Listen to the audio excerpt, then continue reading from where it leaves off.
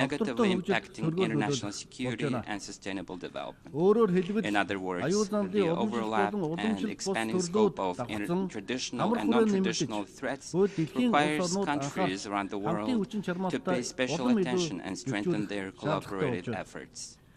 In particular, global warming and climate change have transcended natural and economic boundaries, exacerbating sensitive social issues and disputes over resources and triggering migration that bring numerous direct and indirect dangers and risks. If this situation continues, humanity will face not just a choice between development or stagnation, but rather a choice between existence and non-existence. Therefore, we must carefully assess the situation and recognize the need for smart solutions based on the advancement of our era, as well as implementation of new technologies, and share good practices while collaborating to overcome challenges posed by climate change. As descendants of nomads, we Mongols have preserved and honored our unique cultural heritage and traditions to this day. The origin of our nomadic civilization is, in fact, the philosophy of green development, which emphasizes caring for and protecting nature while responsibly utilizing its benefits. This indicates that we have substantial traditional wisdom and initiatives regarding the future of green development, thus in line with the goals of sustainable development, as well as Vision 2050 long-term development policy of Mongolia has successfully been implementing national movements and programs such as Building Trees, Food Security and Safety, Healthy Mongolia, and Digital Mongolia. These initiatives represent our contributions at both international and regional levels in achieving the sustainable development goals.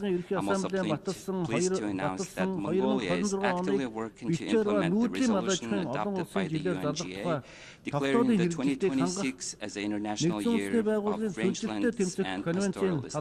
Furthermore, we are also preparing to host the 17th conference of the parties to the United Nations Convention to Combat Desertification in Ulaanbaatar in 2026. I'm confident that the international community and member states will support and collaborate with us in these efforts. Mr. President, Mongolia, as a landlocked country with its unique location on the Central Asian Plateau and extreme weather conditions, has consistently paid particular attention to the issues of countries in similar special situations. We have already collaborated with them to safeguard our interests and make tangible contributions to amplify our voices on the global stage. Mongolia and Austria co-chaired the preparatory committee for the third United Nations Conference on LLDCs for 2023-2024 and successfully facilitated discussions on the draft outcome document among member states. We're pleased that the draft of the action program to be adopted at the upcoming conference in Botswana next December includes innovative content outlining specific goals and measures to guide the development of LLDCs over the next decade. Therefore, we urge all LLDCs, transit countries, and all UN member states and development partners to engage at the highest level in the third conference on LLDCs and to contribute creatively to discussions for the successful implementation of the program of action. Mr. President, at the Fourth World Conference on Women, held in Beijing in 1995, it was proclaimed that women's rights are human rights and human rights are women's rights, setting forth the significant goals of eliminating barriers to gender equality on the global stage. We Mongols have a long-lasting culture and tradition of honoring and respecting women with a history of Mongol queens and women who played crucial roles in governance and social affairs throughout our nation's history. This rich traditional and cultural heritage have continued to evolve, positioning Mongolia as one of the leaders in promoting gender equality in Asia. In its first constitution, Mongolia became the first country in Asia to safeguard guarantee equal rights for women, including the rights to vote and to be elected. This year we celebrate the centennial anniversary of the establishment of the National Organization for Women, the Mongolian Women's Federation. As we approach this historic anniversary, in 2023, we have implemented legal policy reform designed to enhance women participation in both social and political decision-making level. As a result, in the recent parliamentary election, 4.4% of elected members were women, exceeding the average rate of 21.2% in Asia. Moreover, in August this year, our country successfully hosted the World Women's Forum under the theme "Towards a Green Future" in Ulaanbaatar in collaboration with the United Nations.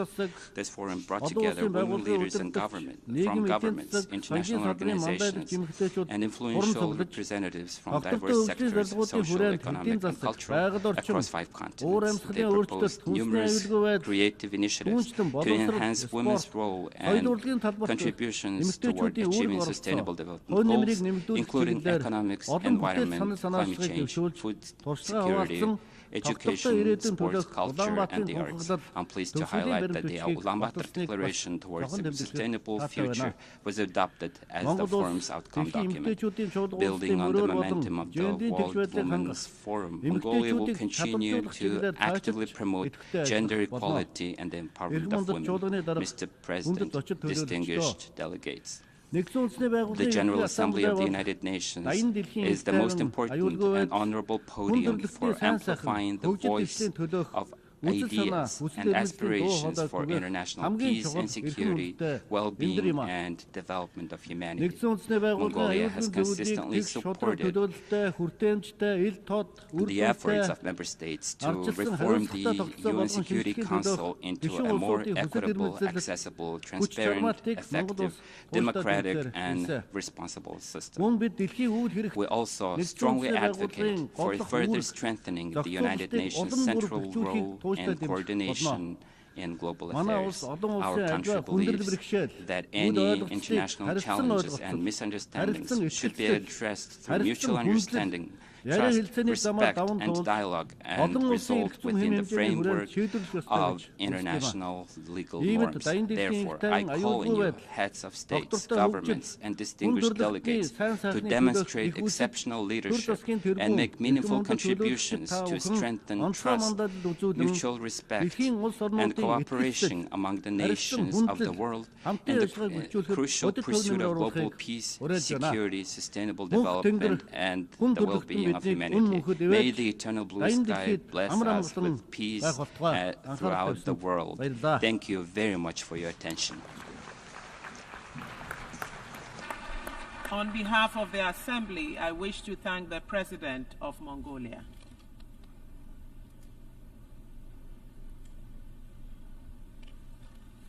The Assembly will hear an address by His Excellency Wavel Ramkalawan, President of the Republic of Seychelles. I request protocol to escort His Excellency and invite him to address the Assembly.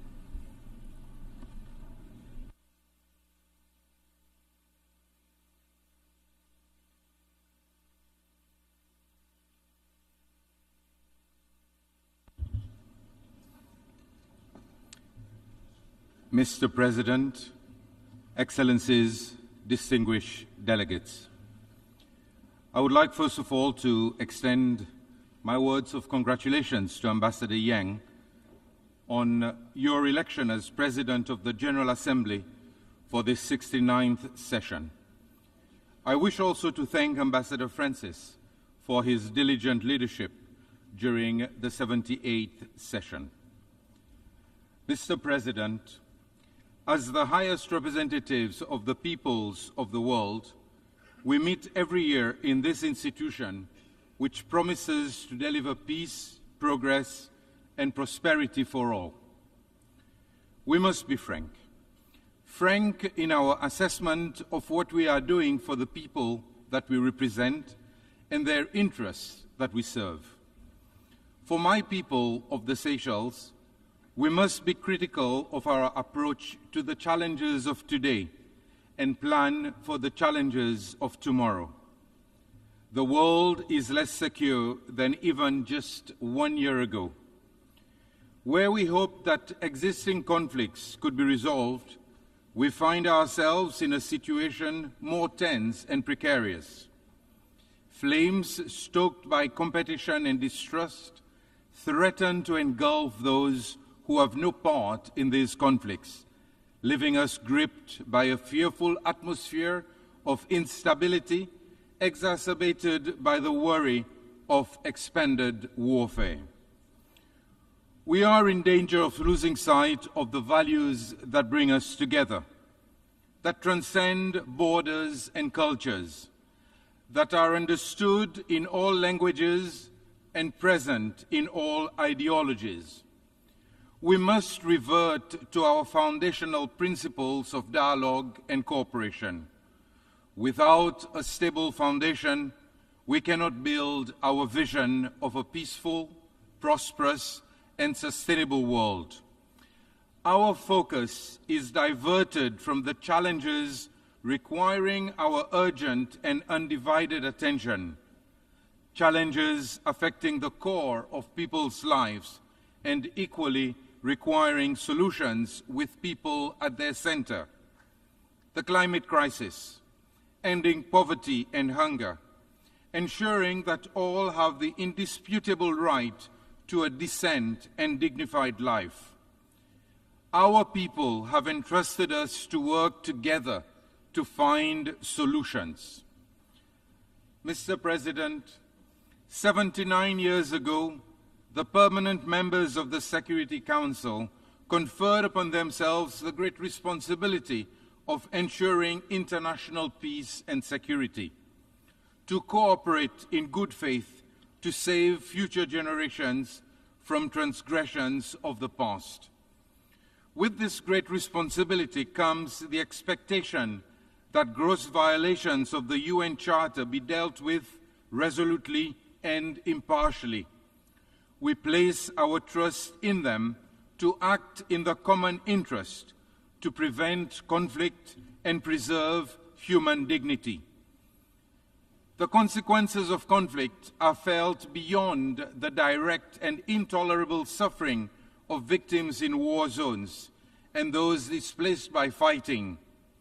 In such an interconnected world, we are all subjected to inflationary pressures, elevated commodity and energy prices, and other disruptive effects. Widened and prolonged conflict risks affecting smaller states like Seychelles, trying not to get caught in the crossfire. It is not our intention to lecture the world powers, nor attempt to prescribe solutions to complex issues. We simply wish to remind you of your duty and be reassured that geopolitics will not supersede human rights and international law. Since its formation in 1946, the Security Council has remained largely unchanged. Most of Africa was under colonial rule then. Seychelles joins the call for the UN and the Security Council to deliver the reform being appealed for by so many, with the objective not to hinder its work, but to bring inclusivity and perspective. It is time to correct one of the many injustices to which Africa has been subjected. Permanent membership of the world's primary peacekeeping institution is a necessity. The consideration by the Council of critical issues such as sea level rise brought by Malta last year and the broader climate security nexus has proven that it is capable of reflecting new realities. The proposal of the United States to include a rotating seat for small island developing states is a welcome and progressive one. Mr. President, climate change remains the foremost challenge facing humanity, and failure to address its effects will devastate current and future generations.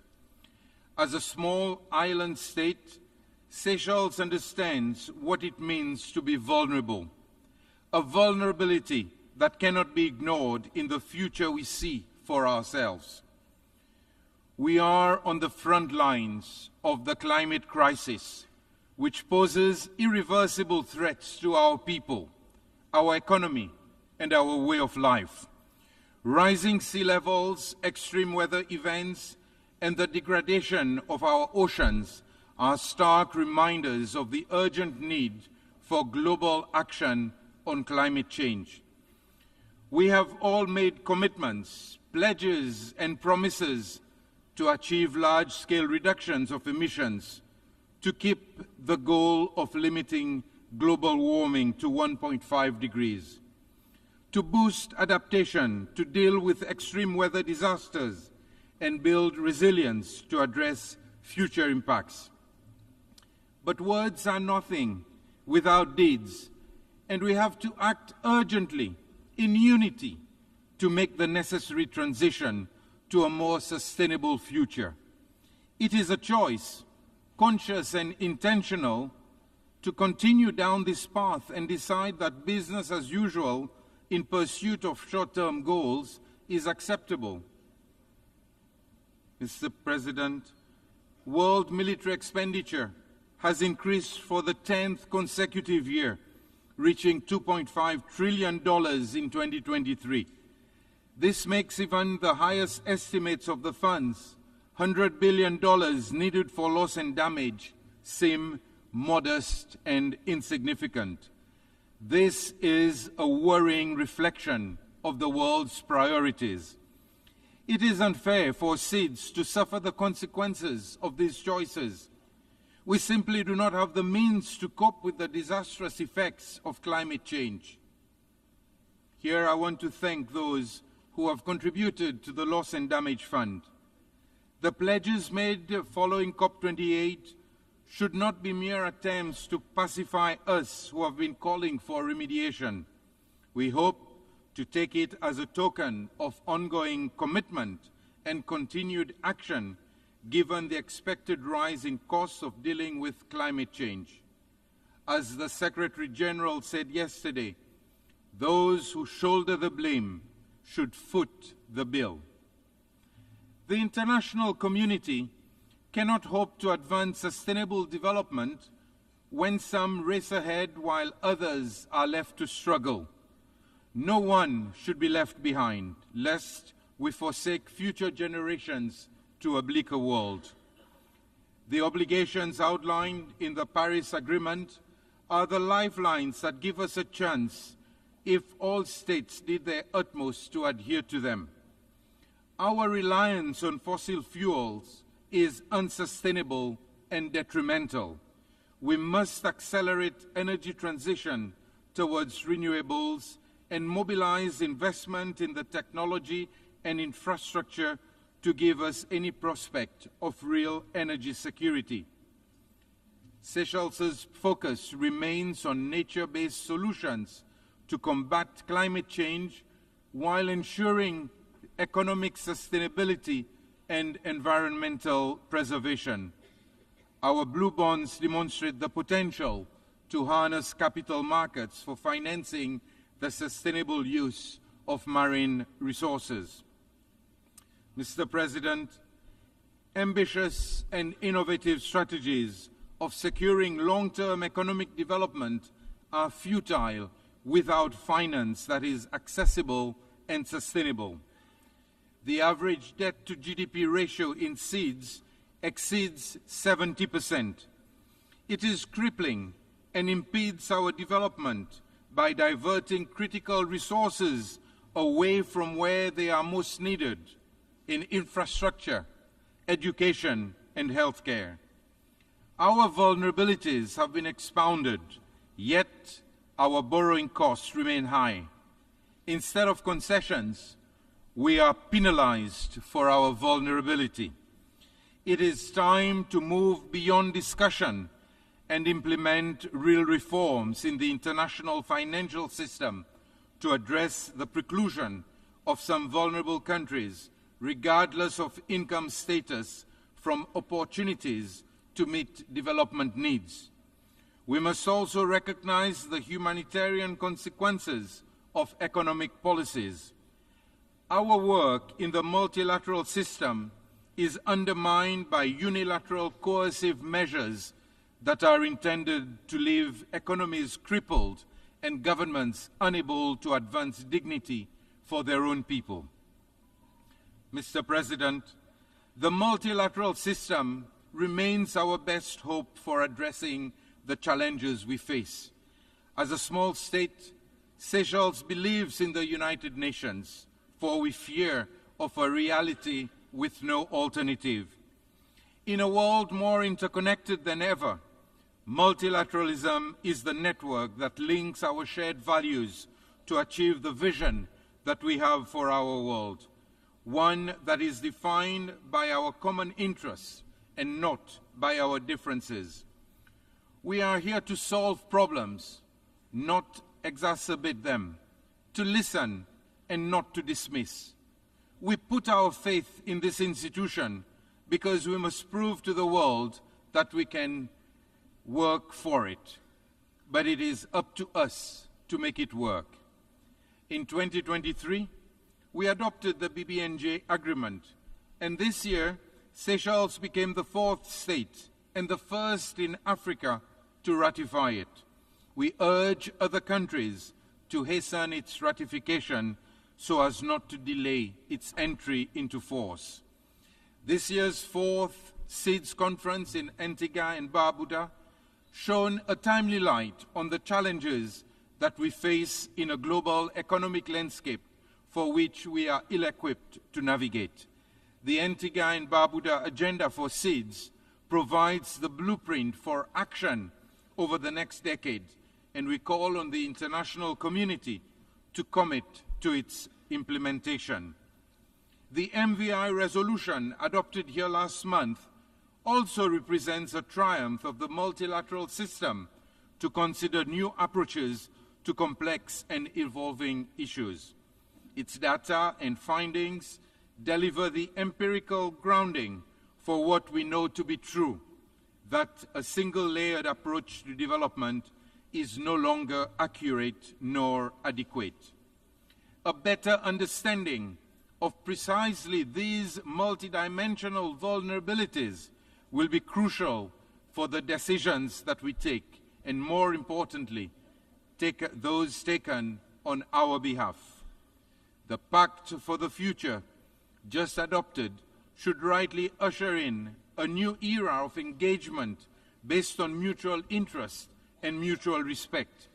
We must use it to bridge divisions between nations on critical issues of human rights, gender equality, and the rule of law. One that accelerates the implementation of the SDGs and shapes the international financial system more fairly. One that adapts responses to global crisis in a more coordinated way, and one that restores peace with a promise to preserving it in the future. For Seychelles, the Declaration on Future Generations should signal our commitment to safeguarding the rights of all people who will be born by the end of this century, most of whom in developing countries. People who should not be born into hardship. We must envision a world where survival is not a struggle, a world that ensures everyone's rights to prosperity. Basic rights should not be difficult to provide. Mr. President, I firmly believe that these are the foundations on which our cooperation and progress should be built, the things that our people need the most, and what should guide us to building a world that is more secure and sustainable. Let us strive to be the architects of a world where no one is left behind. I thank you. On behalf of the Assembly, I wish to thank the President of the Republic of Seychelles. The Assembly will hear an address by His Excellency Peter Pavel, President of the Czech Republic. I request protocol to escort His Excellency and invite him to address the Assembly.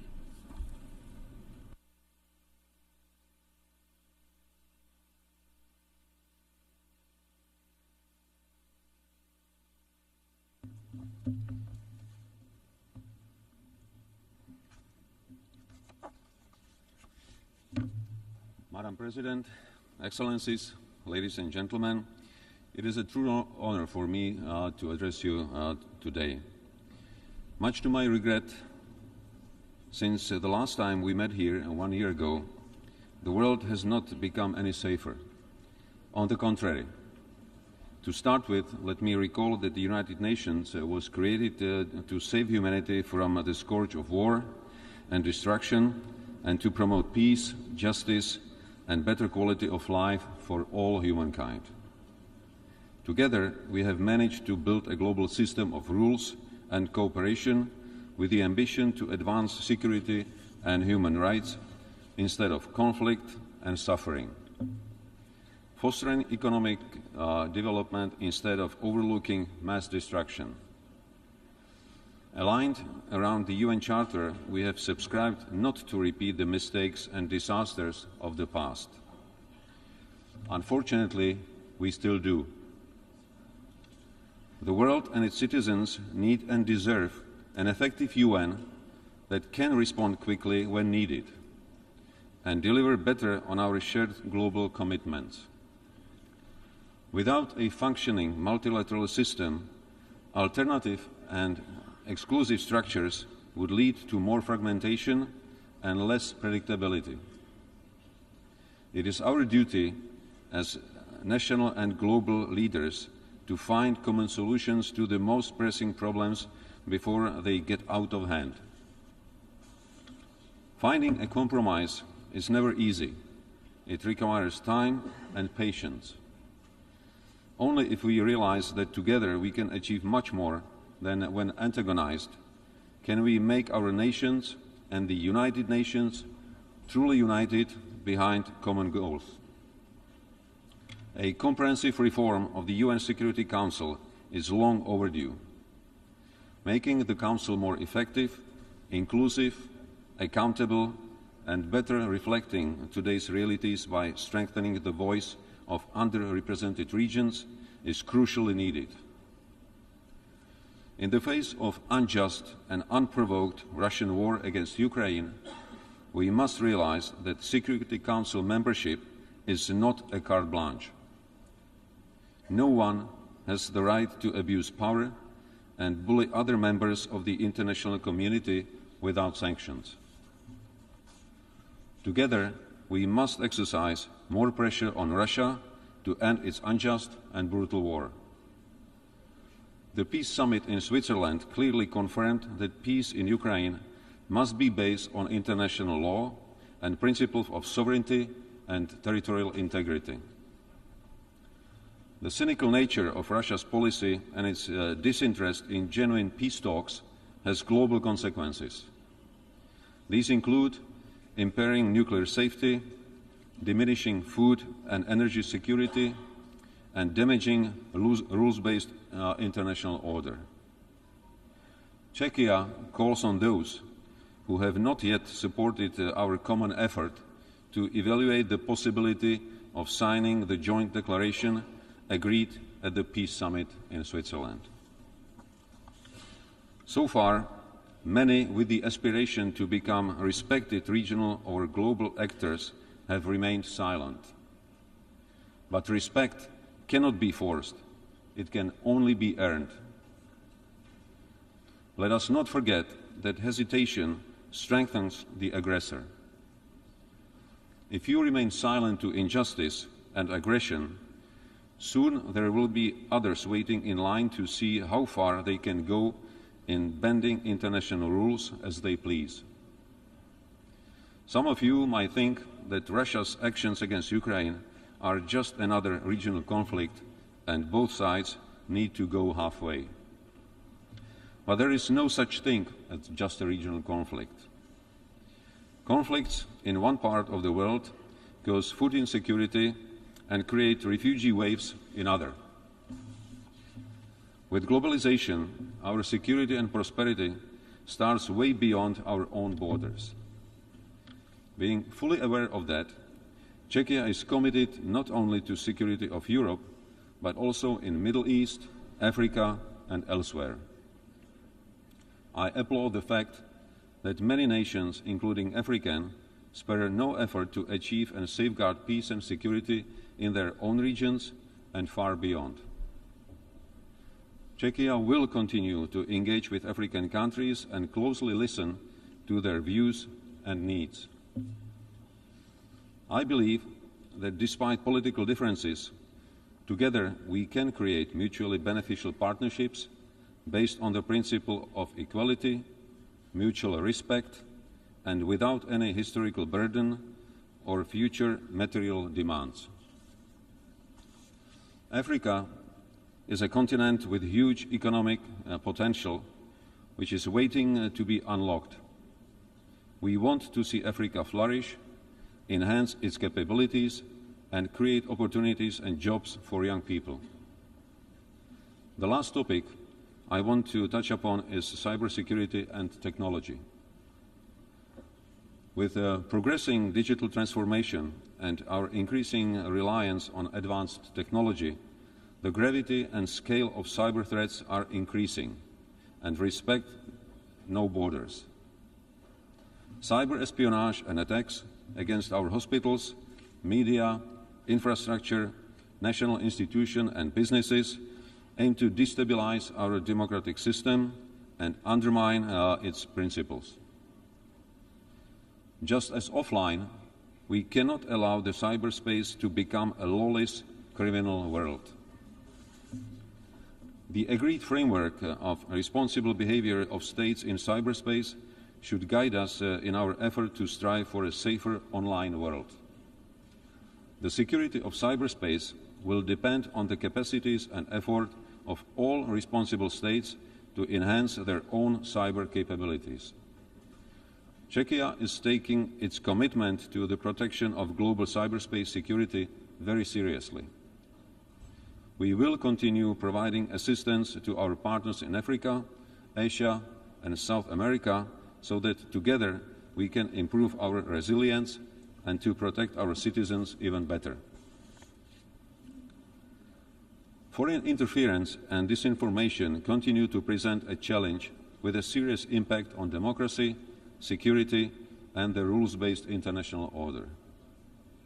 With rapid development of new technologies, protection and promotion of human rights continue to be vital for our societies. Emerging technologies will have an undisputable influence on the nature of our future conflicts, but also on peace. It is our duty to ensure that innovations, including artificial intelligence, autonomous systems, biotech, or quantum computing, fully conform to our ethical and human rights standards. Last year, Czechia, together with Mexico, the Maldives, the Netherlands, and South Africa, submitted a resolution on human rights in the context of digital technologies. Furthermore, last month, during the GlobeSec Security Forum, I sat down with top managers of global tech companies at the Prague Geotech Summit. I was glad to hear that they are fully aware of their responsibility and fully committed to contribute to the resilience of democracy. Madam President, ladies and gentlemen, the challenges we are facing are global, and we can only succeed if we fully commit ourselves to collective action and more cooperation. The quality of our governance will be judged by our actions and whether we leave this world in a better condition for future generations. I would like to thank everyone who is tirelessly working to make our planet a safer and more secure place for all. That is what really matters. Thank you for your attention. On behalf of the Assembly, I wish to thank the President of the Czech Republic. The Assembly will hear an address by His Excellency Volodymyr Zelensky, President of Ukraine. I request protocol to escort His Excellency and invite him to address the Assembly.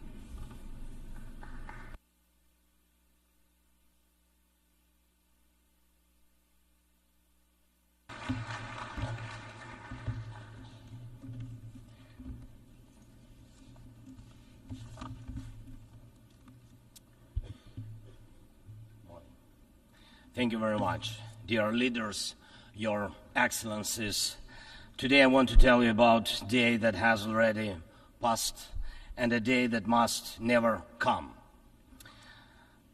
On the night of March 4th, 2022, I received one of the most terrifying reports since the beginning of a full-scale Russian invasion against Ukraine.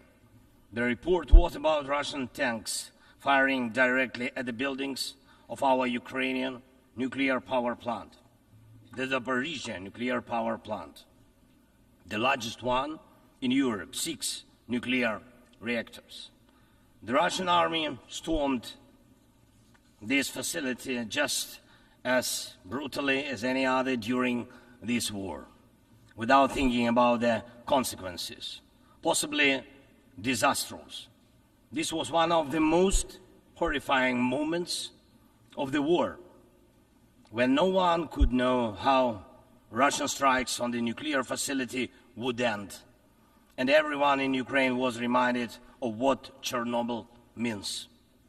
Now, the Zaporizhzhia nuclear power plant remains occupied by Russian forces, unfortunately, and it's at risk of a nuclear incident.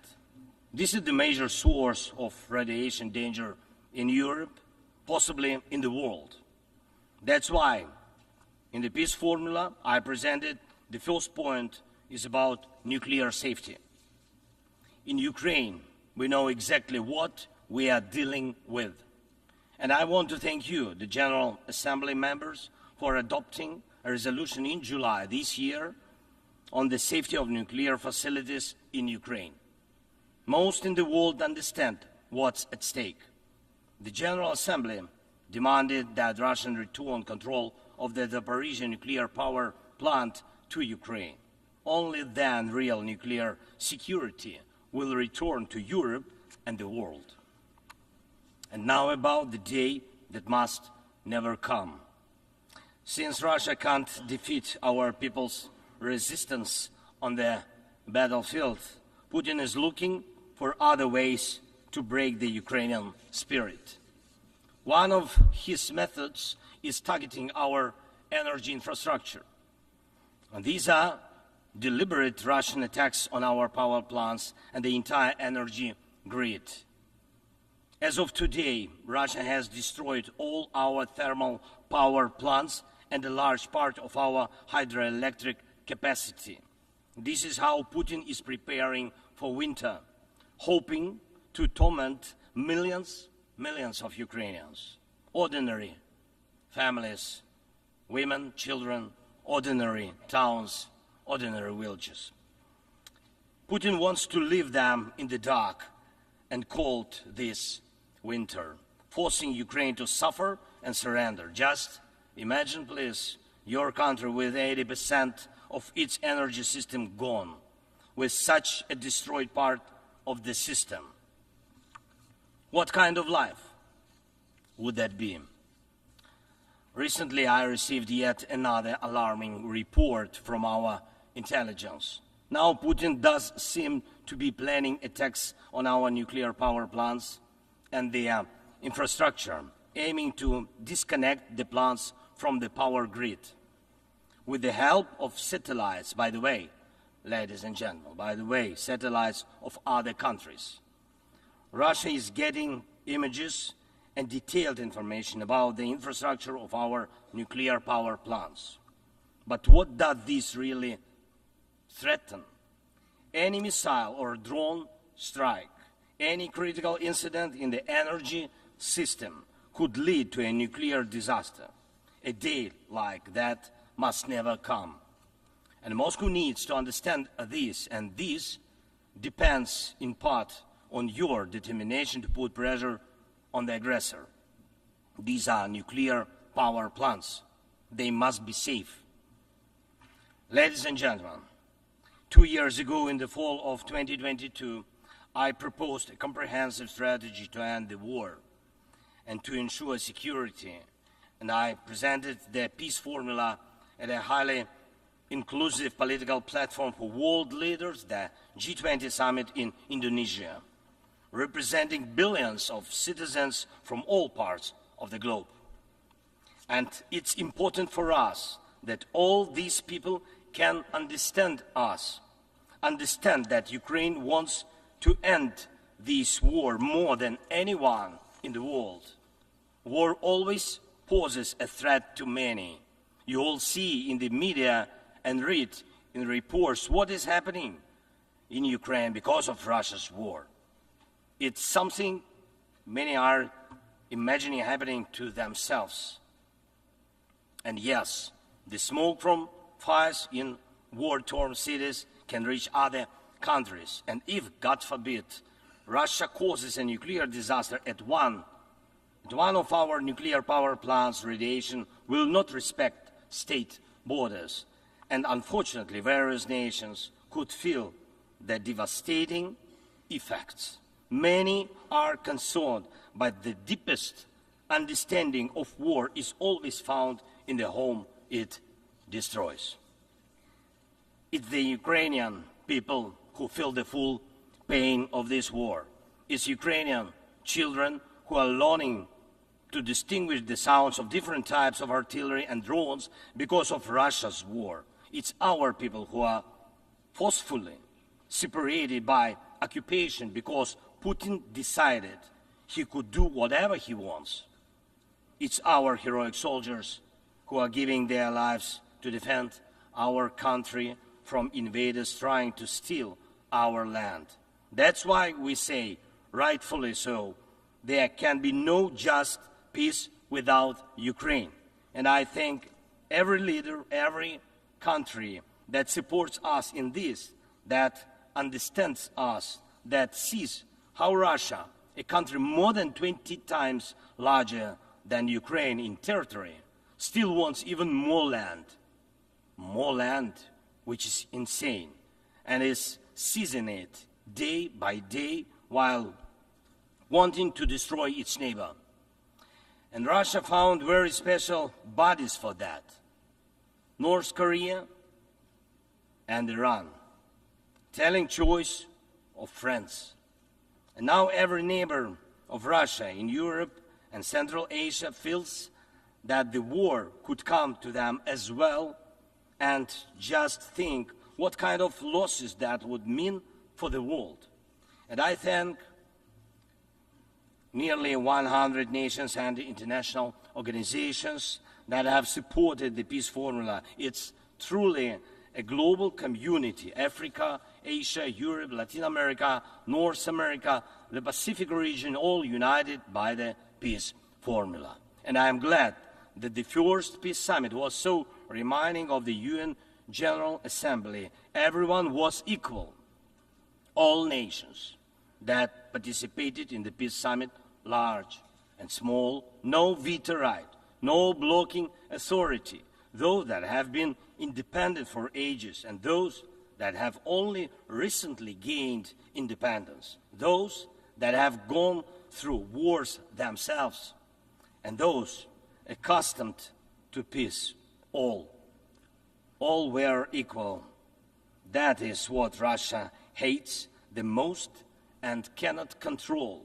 That's why Russia says the peace formula doesn't suit it. Here at the UN, I've already met with leaders from India, Guatemala, Japan and Italy, Turkey and Finland, Canada, Paraguay, Slovenia, Germany and others, and my meetings will continue. These are different, absolutely, parts of the world and various political waves of life, but they share the same understanding. Peace is needed, and it must be a real, just peace. Unfortunately, at the UN, it's impossible to truly and fairly resolve matters of war and peace because too much depends in the Security Council on the veto power. When the aggressor exercises veto power, the UN is powerless to stop the war, but the peace formula can. Once again, there is no veto power in it.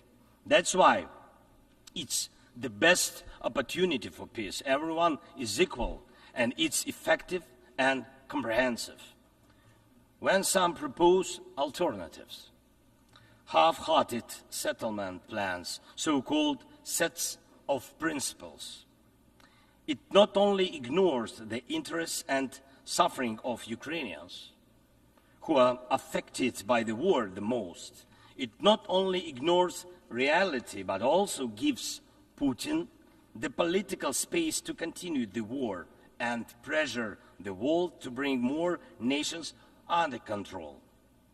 Any parallel or alternative attempts to seek peace are, in fact, efforts to achieve a lull instead of an end to the war. As a global initiative, the peace formula has already existed for 2 years, and maybe somebody wants a Nobel Prize for their political biography for frozen truth instead of real peace, but the only prizes Putin will give you in return are more suffering and disasters. We must restore nuclear safety. Energy must stop being used as a weapon. We must ensure food security. We need to bring home all our captured soldiers and civilians forcibly deported to Russia. We must uphold the UN Charter and guarantee our right, Ukraine's right to territorial integrity and sovereignty, just as we do for any other nation. We need to withdraw the Russian occupiers, which will bring an end to the hostilities in Ukraine, and we must hold those responsible for war crimes accountable. We need to prevent ecocide and stop the destruction of nature caused by the war. And we must not allow a second or third phase of this Russian invasion. And we need to make it clear the war is over. This is the peace formula.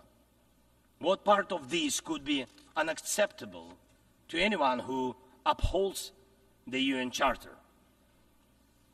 If someone in the world seeks alternatives to any of these points or tries to ignore any of them, it likely means they themselves want to do a part of what Putin is doing. The point they ignore reveals the desire they're hiding. And when the Chinese-Brazilian duo tries to grow into a choir of voices, with someone in Europe, with someone in Africa saying something alternative to a full and just peace, the question arises, what is the true interest? Everyone must understand you will not boost your power at Ukraine's expense.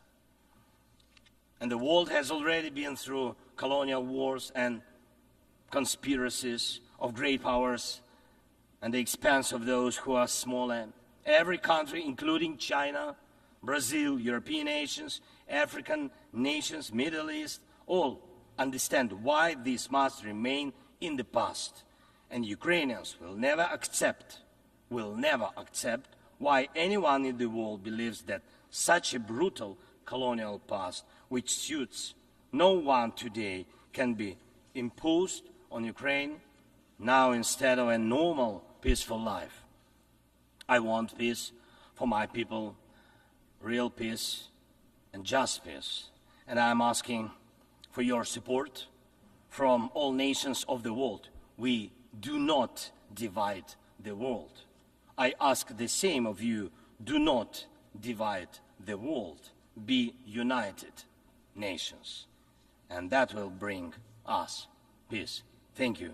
Slava Ukraini. On behalf of the Assembly, I wish to thank the President of Ukraine.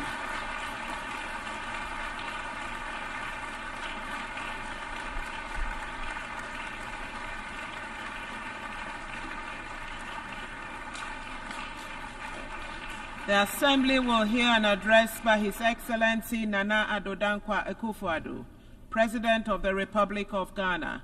I request protocol to escort His Excellency and invite him to address the Assembly.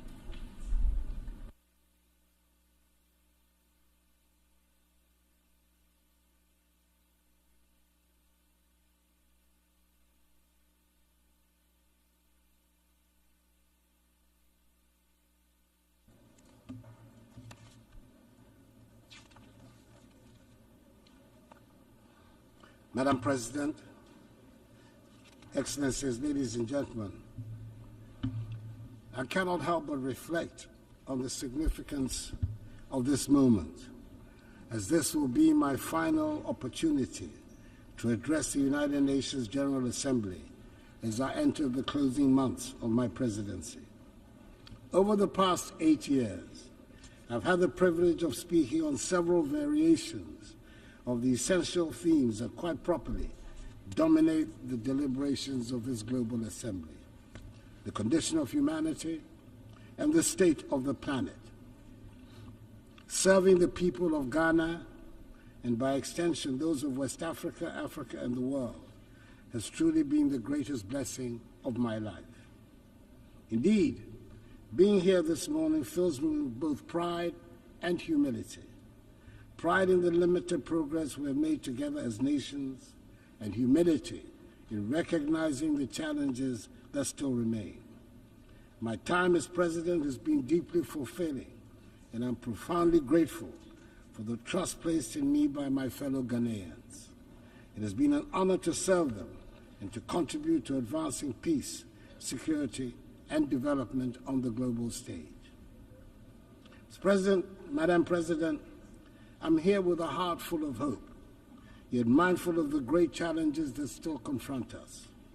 As President of the Republic of Ghana and as a citizen of the world, I'm acutely aware of the shared responsibility we carry. Our work here is nothing less than shaping the future of humanity, a future that will affect generations long after we are gone. Leaving no one behind, acting together for the advancement of peace, sustainable development, and human dignity for present and future generations, reminds us that the decisions we take here will define whether we rise to meet the hopes of billions or continue to let inequalities and injustice persist. We owe it to those who look to this body for leadership to act and not just to talk. The world we live in today is a stark, unfortunate contrast of privilege and hardship. For too long, the voices of those marginalized, those left behind, have been drowned out. They constitute the bulk of humanity. These are the voices of the poor, the displaced, the vulnerable.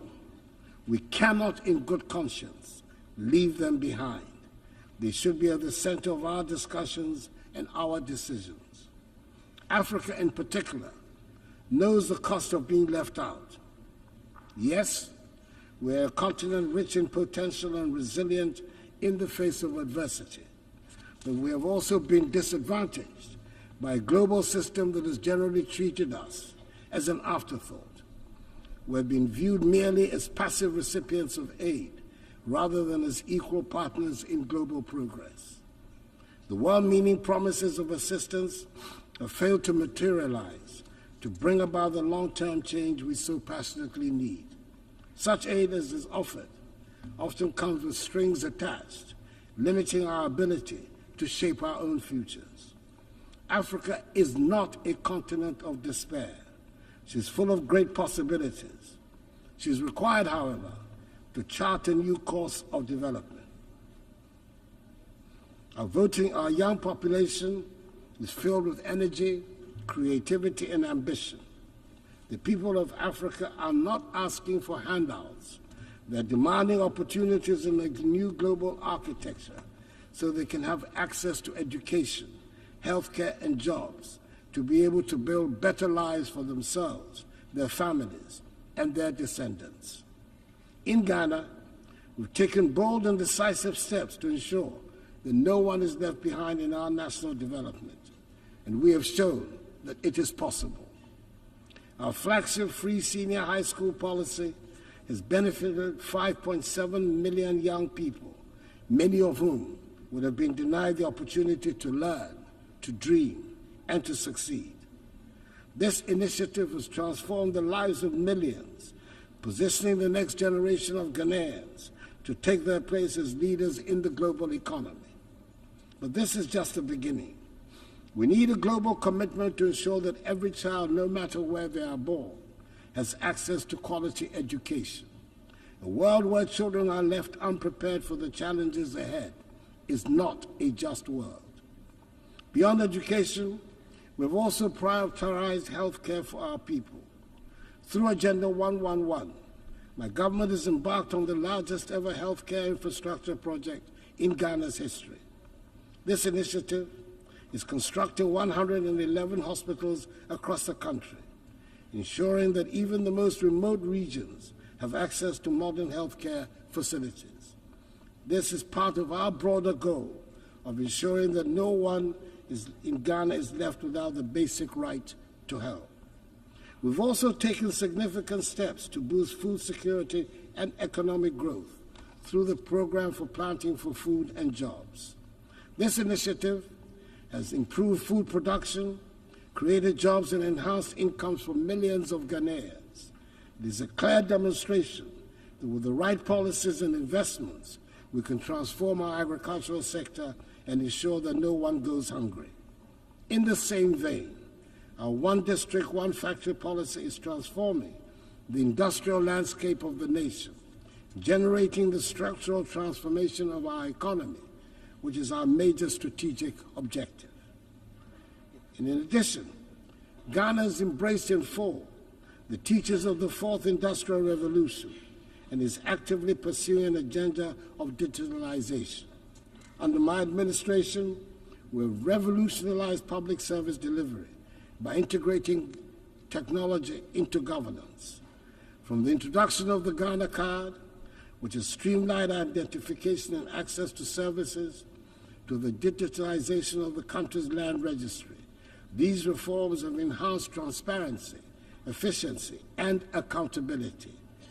Digitalization has improved the lives of ordinary Ghanaians and has also laid the groundwork for sustainable economic growth in the digital age. And let us not forget the strides we have made in enhancing the rule of law and governance. Through reforms in the judicial system, strengthening our democratic institutions, and promoting transparency, Ghana continues to be a beacon of good governance in Africa. We have enacted laws and implemented policies that uphold the principles of accountability and ensure that every Ghanaian, regardless of their background, is protected by the rule of law. Madam President, it is impossible to address the challenges of today without speaking of the contradictions that exist within this global institution. We gather here to discuss peace, but wars continue to ravage nations. We speak of justice, yet justice endures. Take the Russian invasion of Ukraine, for instance. Millions of lives have been uprooted. Thousands have lost their lives, and yet the Security Council has struggled to respond decisively, just as it is struggling to make a decisive intervention in the tragic ongoing war in Gaza and the Lebanon. The structure of the Council reflects a world that no longer exists, and its failure to act in times of crisis raises a difficult question. What is the purpose of the Security Council if it cannot intervene when the world needs it most? Reforming the UN Security Council is a matter of fairness and necessity. The current structure, created in 1945, no longer reflects the realities of today's geopolitical and economic landscape. Africa, Latin America, and South Asia remain underrepresented despite their significant influence on global affairs. This lack of representation undermines the legitimacy of the Council's decisions, and the use of veto power by a few permanent members often paralyzes its ability to act effectively during crises. Reform is essential to ensure that the Council is more inclusive, democratic, and responsive to the complex challenges we face today. The world has changed, and the Security Council must change with it to maintain its relevance in promoting global peace and security. For years, I've championed the need to reform the Security Council as per the Eswatini Consensus, the common African position on UN reform, which calls for Africa to have permanent seats on the Council. It is incomprehensible that a continent of 1.4 billion people has no permanent voice in shaping decisions that affect global peace and security. The time for half measures is over. We need a Security Council that is fit for purpose in today's world. It is heartening, however, that finally the demand for reform has found acceptance by leaders of 2 of the 5 permanent members, President Joe Biden of the United States of America and President Emmanuel Macron of France. Hopefully, the others will soon follow suit. We must also recognize that the fight for peace goes beyond government actions. It is a fight for humanity itself. In Africa, we have often borne the brunt of conflicts, sending our troops to peacekeeping missions with limited support from the global community. While I'm pleased to see the UN now taking steps to finance peacekeeping in Africa, an outcome of Ghana's presidency of the UN Security Council, we must go further. Peacekeeping alone is not enough. We must address the potential causes of conflict, poverty, inequality, and lack of opportunity.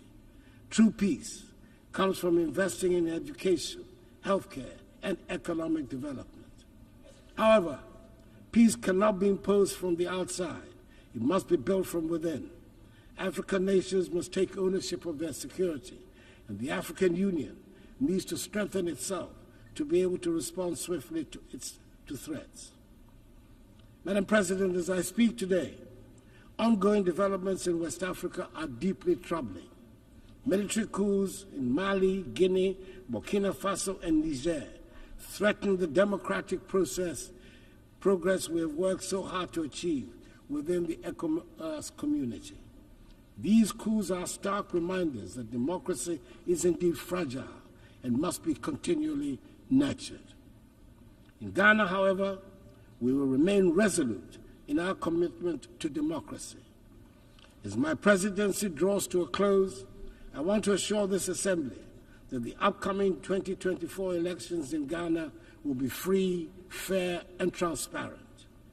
Ghanaians have demonstrated time and again in the last 3 decades their strong attachment to democracy, which they will not permit to be undermined.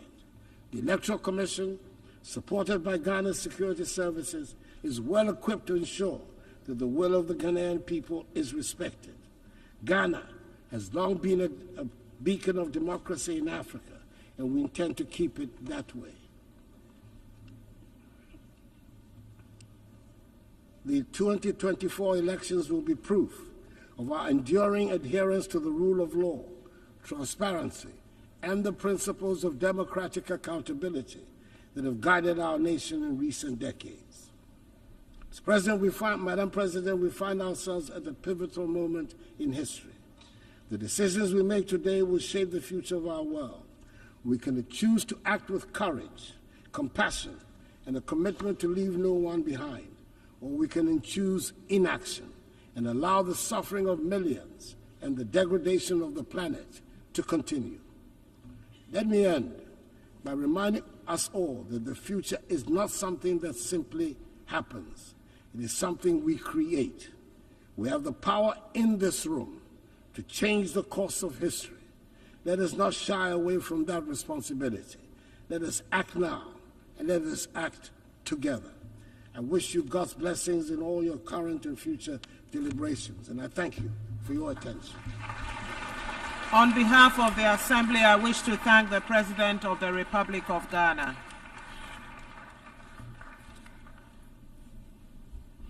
The Assembly will hear an address by His Excellency Rumen Radev, President of the Republic of Bulgaria. I request protocol to escort His Excellency and invite him to address the Assembly.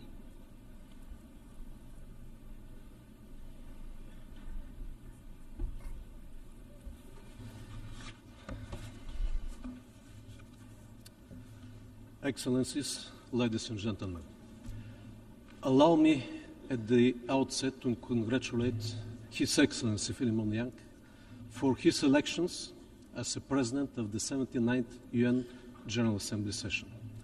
I believe that under his leadership and through his vision, the international community will move forward on the agenda of strengthening the values of the UN Charter, an effort that the humanity now needs the most. Our world faces a range of complex problems, from the unprecedented challenges to the global peace and security, to the escalating climate crisis and the persistent inequalities. We are confronted with a complex array of issues that require our immediate attention and concerted effort. We need to light the spark that ignites change. With this in mind, my country approaches the 79th session of the UN General Assembly with renewed determination to promote multilateral and workable solutions achieved through negotiations and based on the UN Charter.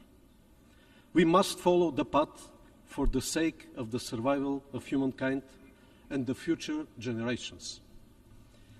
Taking this into consideration, we praise the Pact of the Future as a move towards a vital transformation. It becomes increasingly clear that our success hinges on a firm commitment to upholding multilateralism and the respect for international law, which are the cornerstones of our global order.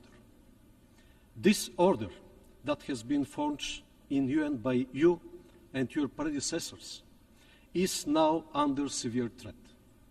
Bulgaria has been always committed to the values of multilateralism and will continue to be, using the accumulated experience from the successful Bulgarian presidency of the UN Economic and Social Council and our current mandate as a constructive member of the Human Rights Council. Excellencies, in 2015, all UN member states adopted with unanimity 17 Sustainable Development Goals, providing a shared blueprint for peace and prosperity for the whole planet. Nowadays, they remain more than ever topical and requiring full mobilization of international efforts. However, we must admit that the sheer deterioration of the international peace and security environment in the last years is threatening the fulfillment of our Sustainable Development Agenda, undermining the rules-based international order. Restoring and preserving the peace must not be seen but as the ultimate goal of the international community and is a basic prerequisite for the SDGs fulfillment. It has been 2.5 years since the Russian Federation unleashed a full-scale invasion of Ukraine. From the very beginning, Bulgaria strongly condemns this war, which led to hundreds of thousands of victims, enormous suffering and destruction. Every single day of this war increases the risk of escalation in intensity and geographical scope, posing a substantial threat to the global peace and security. The side effects of the war are already gravely affecting the economies and social systems of many countries worldwide. That is why the international community should seek ways that lead to de-escalation and dialogue. We should support every diplomatic effort that pursues comprehensive, just and lasting peace in Ukraine in conformity with the United Nations Charter and the international law. Since the last year UN General Debate, we have witnessed a significant increase in instability across the Middle East. The conflict between Israel and Hamas after the Hamas brutal attack on Israel triggered a major deterioration of the security in the region with global projections. We must not forget the consequences which followed: tens of thousands dead and injured civilians in Gaza, the total destruction of vital infrastructure, and mass displacement of people. We call for immediate ceasefire, free access of humanitarian convoys, as well as release of all hostages held by Hamas. We are also deeply concerned about the recent development in Lebanon, bringing a qualitative, new and dangerous dimension in the conflict and increasing the risk of its regional enlargement. We call for refraining from use of force, for wisdom and de-escalation. The spiral of violence and the human suffering must come to an end. The only way to achieve sustainable and lasting peace in this region with its very fragile security landscape is the two-state solution. Amid the ongoing destabilization around different regions, the collective global goal for a world without nuclear threat remains more critical than ever. In line with the new agenda for peace, Bulgaria will maintain its commitment to uphold, protect, and strengthen the multilateral framework for disarmament, non-proliferation, and arms control. We remain dedicated to the universalization and full implementation of the Nuclear Non-Proliferation Treaty, recognizing it as the cornerstone of the global nuclear non-proliferation regime, which serves as the essential foundation for pursuing nuclear disarmament and plays a crucial role in the development of nuclear energy for peaceful purposes. As we address these challenges, prioritizing regional stability becomes vital. My country actively engages in political dialogue with Southeast European countries, driven by the conviction that the region's security, stability, and prosperity are crucial for the broader regional and international resilience. Bulgaria is a strong supporter of the European path of the Western Balkan countries. Our main priorities vis-à-vis the region are fostering good neighborliness, improving connectivity, protection of human rights, and combating ethnic discrimination. However, a serious challenge on this path are the new outbursts of incitements of hatred. Fighting and curbing the aggressive nationalistic rhetoric all over the region and concentrating on positive agenda on strengthening multi-ethnic societies and the rights of the constituent communities will prevent the evocation of the reminiscence of the troubled past of the region. Ladies and gentlemen, progress on achieving the Sustainable Development Goals is the greatest investment for the benefit of the present and future generations. Bulgaria keeps on contributing actively to this common effort through the steady implementation of the National Development Programme Bulgarian 2030 and of sustainable projects for development cooperation with partner countries, through supporting projects in education, healthcare, public infrastructure and services, as well as renewable energy solutions. We face a growing number of places around the world where warring dynamics in terms of governance, democracy, and human rights emerge. As a present member of the Human Rights Council, we reaffirm our commitment to this noble cause. Bulgaria has never looked the other way, and this speaks up through our domestic policies, our membership in the Human Rights Council, our work as a co-chair of the Group of Friends of Children and Sustainable Development Goals, Vice President of UNICEF Bureau, member of the Executive Board of UN Women, and through our support for initiatives that empower the General Assembly and aim at accountability. Our advocacy for meaningful participation of civil society, youth and women in decision-making process across the United Nations system and domestically have already yielded results, and our youth delegate program inspires more young people to choose the path of active citizens. Bulgaria advocates for a human rights-based approach to sustainable development and looks forward to the inclusion of all stakeholders at the upcoming World Social Summit. Excellencies, we have focused on the peace among nations but it is equally important to reconcile with the nature. Climate change is a threat multiplier for the implementation of all sustainable development goals. We urge enhanced action based on the global stocktake, more ambitious climate objectives, including the new finance goal at the 29th session of the United Nations Climate Change Conference. Earlier this year, Bulgaria hosted the 61st session of the Intergovernmental Panel on Climate Change, which gave impetus to the panel's 7th assessment cycle, including the production of the special report on climate change and cities. Through various panel events, we were able to invigorate the science and science discussion, paying due attention to the climate risks in the Black Sea region, as well as to the urban environment, the role of cities, and the need to adapt to changing climate. Another challenge that brings a lot of opportunities as well is the need for an effective digital governance, based on a multi-stakeholder and inclusive approach, aiming for a human-centric digital transformation and a safe and open digital future. In light of growing challenges to the principles of international law and the rules-based order established by the United Nations Charter, Bulgaria remains committed to strengthening the effectiveness and accountability of the United Nations Security Council.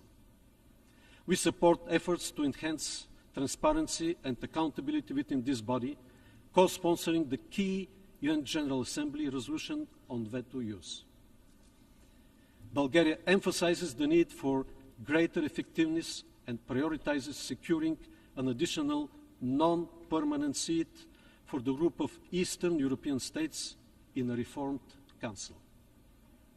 Ladies and gentlemen, let us reaffirm our commitment to addressing these global challenges with firmness and determination.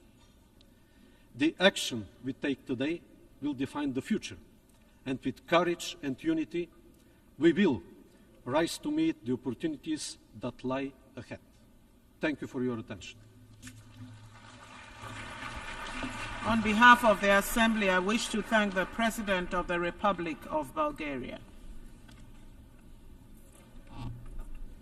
The Assembly will hear an address by His Excellency Chandri Kapesad Santoki, President of the Republic of Suriname.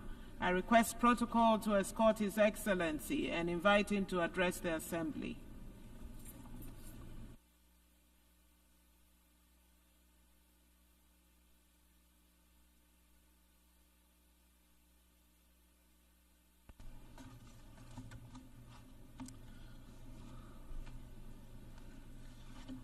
Madam President, Excellencies, Heads of Delegations, ladies and gentlemen, good morning.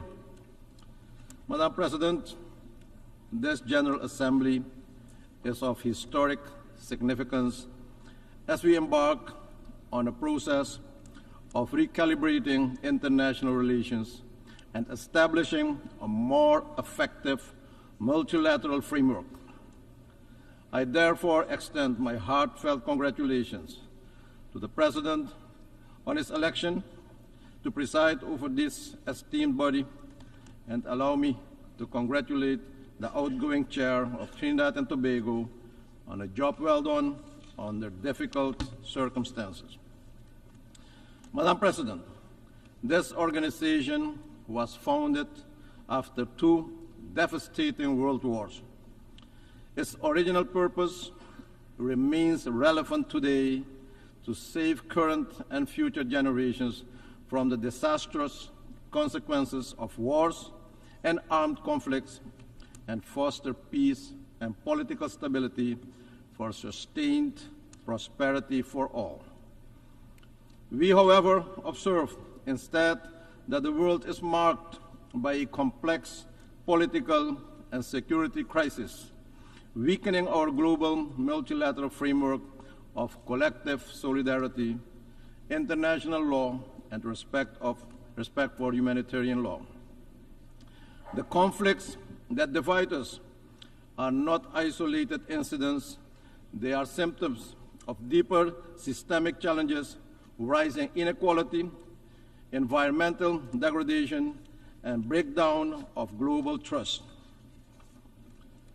The time has come to dare to make bold decisions, revisit our global governance architecture, and to recommit to the original goals of the United Nations.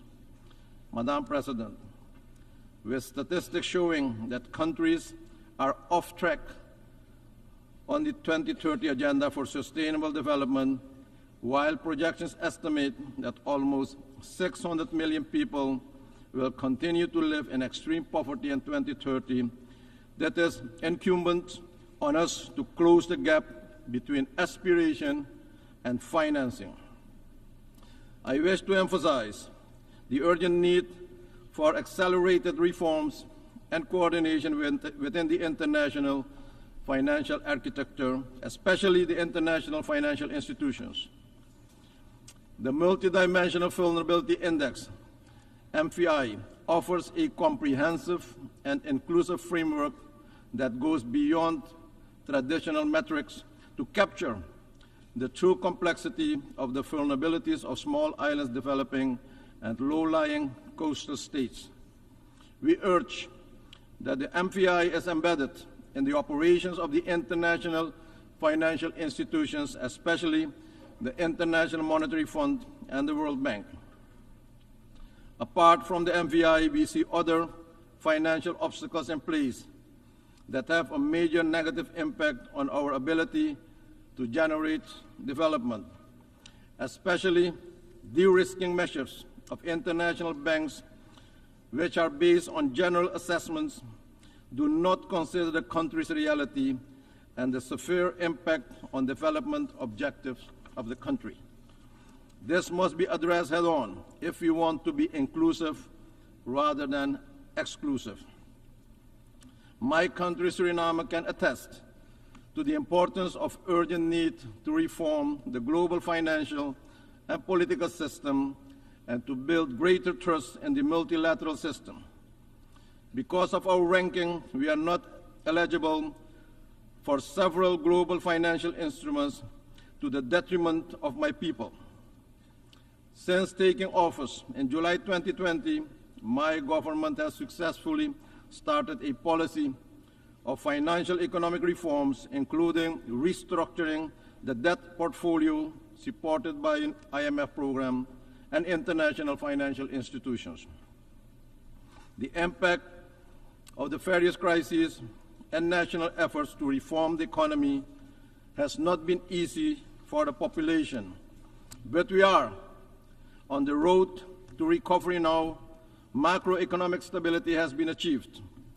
We established a social safety net and increased several social benefits, all meant to make sure that we did not forget or excluded that part of our population from restoring a healthier economy.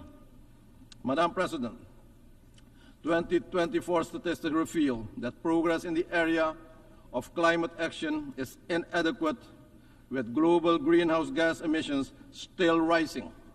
Despite the need for reductions, climate action can no longer be postponed nor ignored. Soon, we'll meet in Azerbaijan for COP29. Madam President, will we be repeating ourselves with empty promises and pledges, or will we take decisive action to save this planet from extinction?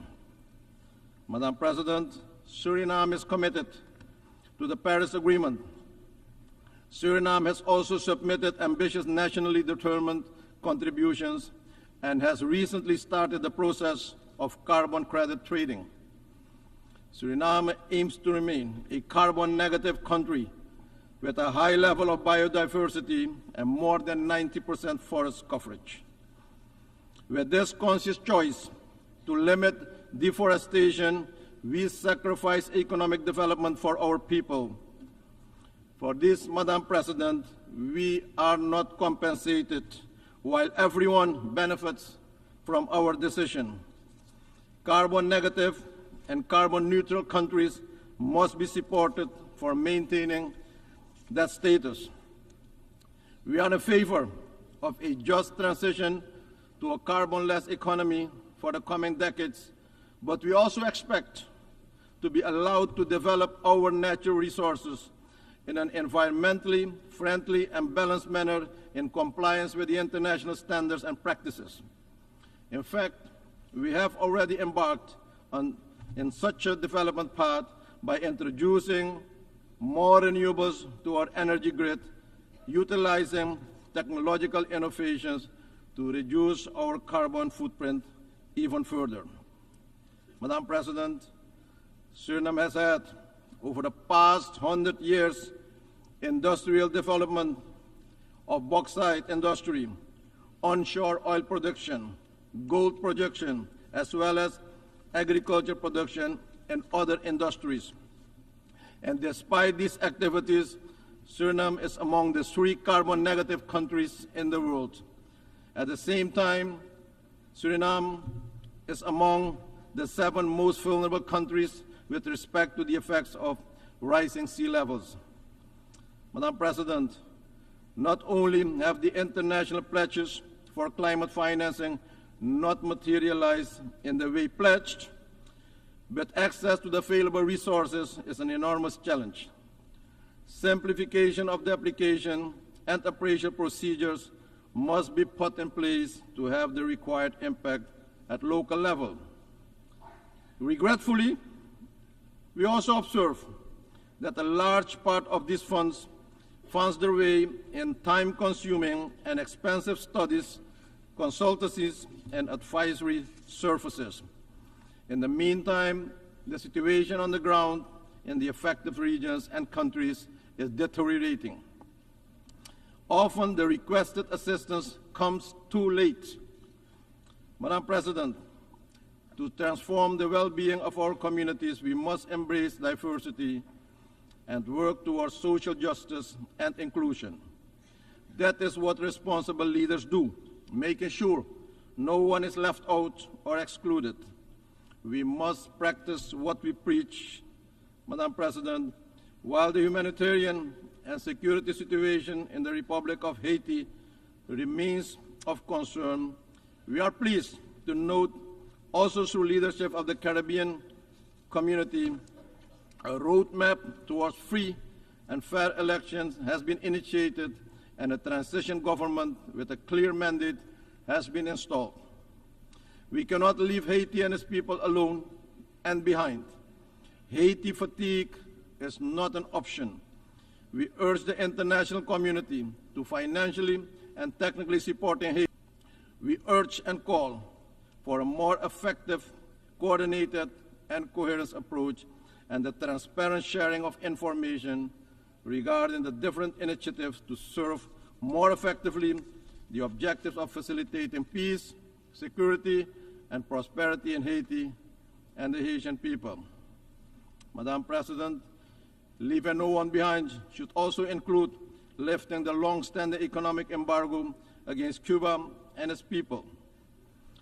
Adopting the Pact of the Future represents an opportunity to redirect a new path for humanity to address current challenges while laying the groundwork for sustainable solutions. We need to foster collaboration and strengthen partnership to address the long-term global issues as climate change, social inequality, and access to affordable health care and quality education for all. Small nations need the support for digital transformation, providing the tools and capacity building initiatives needed to fully integrate into the global digital economy. We must, Madam President, utilize technology in a positive and constructive manner to facilitate financial inclusion for all, access to general education and skills training, but also telemedicine and treatment, as well as instant government services.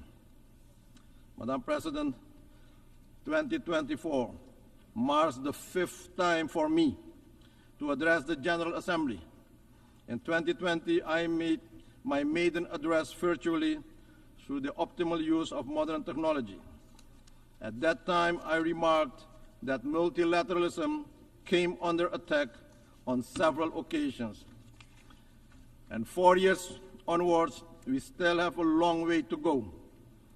We must work collectively and with a sense of urgency and positive attitudes towards a renewed commitment to a multilateral framework that is more inclusive, more equitable, more accountable, with the ultimate goal to create a better, safer, and more productive planet for our people now and in the future. In conclusion, Madam President, the theme, Leave No One Behind, is a call to action, but is also a challenge. For smaller countries like Suriname, the global system often continues exclusion, sometimes in new version and new style.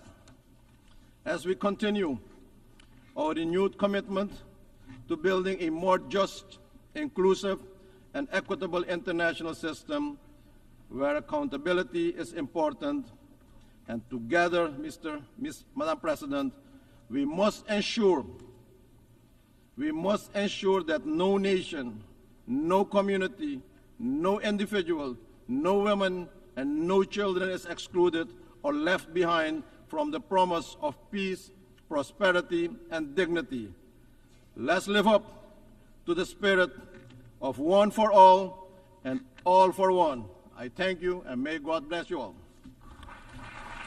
On behalf of the Assembly, I wish to thank the President of the Republic of Suriname.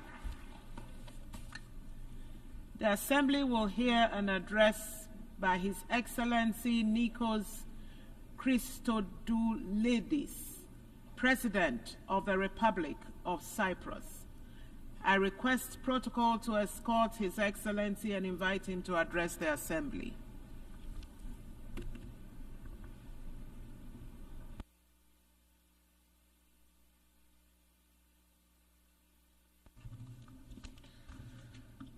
Madam President, Your Excellencies, ladies and gentlemen, at the outset I wish to congratulate His Excellency Ambassador Philemon Yang for his election as President of the 79th session of the General Assembly. Rest assured, Mr. President, of Cyprus' steadfast support for your mission. Your Excellencies, I humbly stood at this podium for the first time last year. My main premise then was that the UN Charter is not a reality.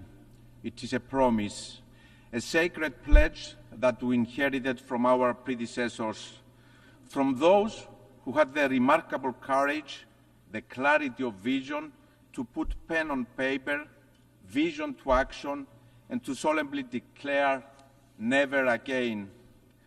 These great visionaries who had the audacity to build peace upon still burning ashes of war assumes the tremendous responsibility to look beyond the horrors of the past, to learn from history, no matter how painful, and to lay the foundations for a world anchored on peace and stability, respect for international law, the sovereignty and territorial integrity of states. A world that leaves no one behind, that ensures prosperity and human dignity for all. Burning like a torch lit from those ashes, this promise was passed to us. Their voices are echoed in the halls of this building, which stand as a beacon and a symbol of the only path to the fulfillment of the UN Charter, which each and every state, each and every one of us undertook to uphold: multilateralism and respect for international law, diplomacy, peaceful settlement of disputes, cooperation over use of force and aggression, laying down arms. A world order that does not appease the aggressor, the violator of international legality. Ladies and gentlemen, only a few weeks after last year's General Assembly, on October 7, the world was shocked by the unimaginable, horrendous brutality of the terrorist attack against innocent civilians. No one was spared the blindness and cruelty of terror that Saturday morning. Women raped, children killed and abducted, the elderly witnessing the burning flame of their loved ones, their future extinguished before their eyes, their screams penetrating the hearts, forever changing the landscape of their lives, penetrating the conscience of humanity. There is never, ever any justification for terror. There is never, ever any justification for such blatant disregard for human life and dignity. No matter where it comes from, no matter whom it concerns us all. When rape is used as a weapon of war against women and girls, when children are abducted, our voice needs to be loud, clear, united, and unequivocal. Those are our daughters. Those are our children, and we failed them. Let me be clear. Ours is a mission for the innocent. Innocents know no country, age, race, nor religion. Human pain and human dignity is equal for all, and it must be upheld always in each and every context. Dear friends, in the immediate aftermath of the October 7 attack, and as the humanitarian situation in Gaza deteriorated, my country, the Republic of Cyprus, acted. We acted on our moral responsibility to help the innocent civilians of Gaza, men, women, children, suffering abhorrent conditions no human should ever endure. As a country that is an integral part of the region, Cyprus built on the long-standing bonds of friendship and trust with our neighbors. Fulfilling our duty as an anchor of stability in the turbulent sea, as the European Union's lighthouse in the Eastern Mediterranean, we delivered the Amalthea Maritime Corridor to the international community, a lifeline of hope and humanity. The Cyprus Humanitarian Corridor is a manifestation of the spirit and the letter of the UN Charter, cooperation and multilateralism. It aptly demonstrates the power of diplomacy, one of our most powerful tools. Cyprus worked closely with regional and international partners, with the United Arab Emirates, the United States, with the concrete support of the European Union, the United Nations, united by a shared vision. These guiding principles are the beacon of our engagement in international relations, the power of diplomacy as a force for good. We have consistently manifested this commitment and will continue to do so. Cyprus has acted time and time again as a regional evacuation hub at time of crisis, a safe bridge, a safe haven for civilians. Dear friends, the Palestinian children that have been orphaned, forced to live in tents with no access to the most basic items of existence, food, shelter, education, safety, are also our children. No child should ever endure such nightmare. They didn't cause this war. They do not deserve it. They suffer in silence. Their cries are haunting our conscience. We have also failed them. The situation in Gaza is a desperate cry for us to act decisively. We must do all that is in our power. We must act as leaders, as states, as international and regional organizations. My country has emphatically stressed the need for the respect of international humanitarian law, the protection of civilians, the rapid, safe, and unhindered flow of humanitarian aid into Gaza, for the immediate and unconditional release of all hostages. This war must end now. The suffering must stop now. We have also consistently underlined and acted on the imperative of avoiding further escalation and destabilization in our region, and of the vital importance of preventing regional escalation. We are deeply alarmed by the recent developments in our neighboring Lebanon and stress the need for restraint. A step back must be taken from the brink. Excellencies, the wider region of the Eastern Mediterranean and the greater Middle East, our neighborhood, is no doubt a turbulent region faced with a multitude of complex challenges. And yet, this neighborhood is so much more than the prevailing narrative. I will never accept the linear narrative of a region in turmoil. It is a narrative that ignores the complexities, but also the immense promise of the region and its people, the dynamics of opportunity and change that are unfolding. I have seen this journey closely, witnessing the full cooperation in the region, experience firsthand what countries of the region can achieve when they come together behind a common vision for the future, committed to multilateralism, always in respect of international legality.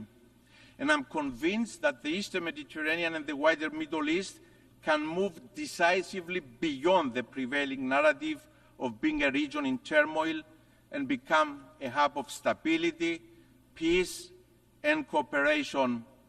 For the region to fulfill its promise, there has to be a path for lasting peace. There is an urgent need to reinvigorate the Middle East peace process and reach a political settlement in line with the relevant UN Security Council resolutions. There is no other path to walk. Out of tragedy and suffering of the last year, let us exert every effort to ensure there is lifeline to peace. There are no shortcuts, no alternatives or substitutes to a lasting peace. There are no frozen conflicts. The vacuum created in the absence of a viable peace becomes a breeding ground for crisis and conflict. We can never be complacent. This is a painful lesson recent history teaches us over and over again. The Russian invasion of Ukraine, a sovereign nation, came as yet another stark reminder of what is at stake if we don't defend and uphold the principles enshrined in the UN Charter. Cyprus strongly condemns any breach of international peace and security effected through military action by any state against the independence, sovereignty, and territorial integrity of another state. My country has stood in an unwavering manner since the first day of the Russian invasion on the right side of the history. Cyprus, my country, itself a victim of invasion and continuing occupation, has steadfastly supported the unity, territorial integrity, and sovereignty of Ukraine. Madam President, Your Excellencies, the torch for peace in Cyprus awaits to be lit. This year, on July 20th, we mourned 50 years since the Turkish invasion of Cyprus. Through use of force, Turkey occupies a sovereign European state. It violates the sovereignty and territorial integrity of an EU member state. 50 years, half a century of continuing Turkish occupation of approximately 37% of the territory of the Republic of Cyprus, of continuous violation of the UN Charter, international law, including international humanitarian and human rights law. 50 years that the displaced stoically await to return to their ancestral homes. 50 years that the mothers of the missing stoically await the remains of their loved ones, to lay them to rest in peace.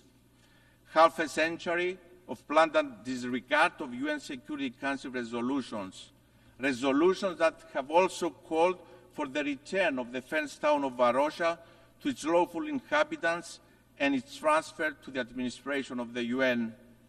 And yet, 50 years of resilience and hope by Cypriots, hope for peace, a burning desire and a deep belief by my people, by all Cypriots, that this cannot be the future of Cyprus. It cannot be the future of our children and of the generations to come.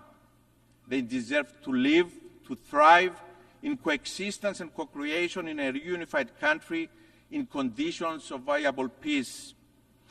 I'm often asked, dear friends, if I'm optimistic about peace in Cyprus after 50 years. Let me recall the words of Jean Monnet, one of the inspired founders of the European Union, when he proclaimed that this is not the time for blind optimism or paralyzing pessimism. Now is the time to be determined.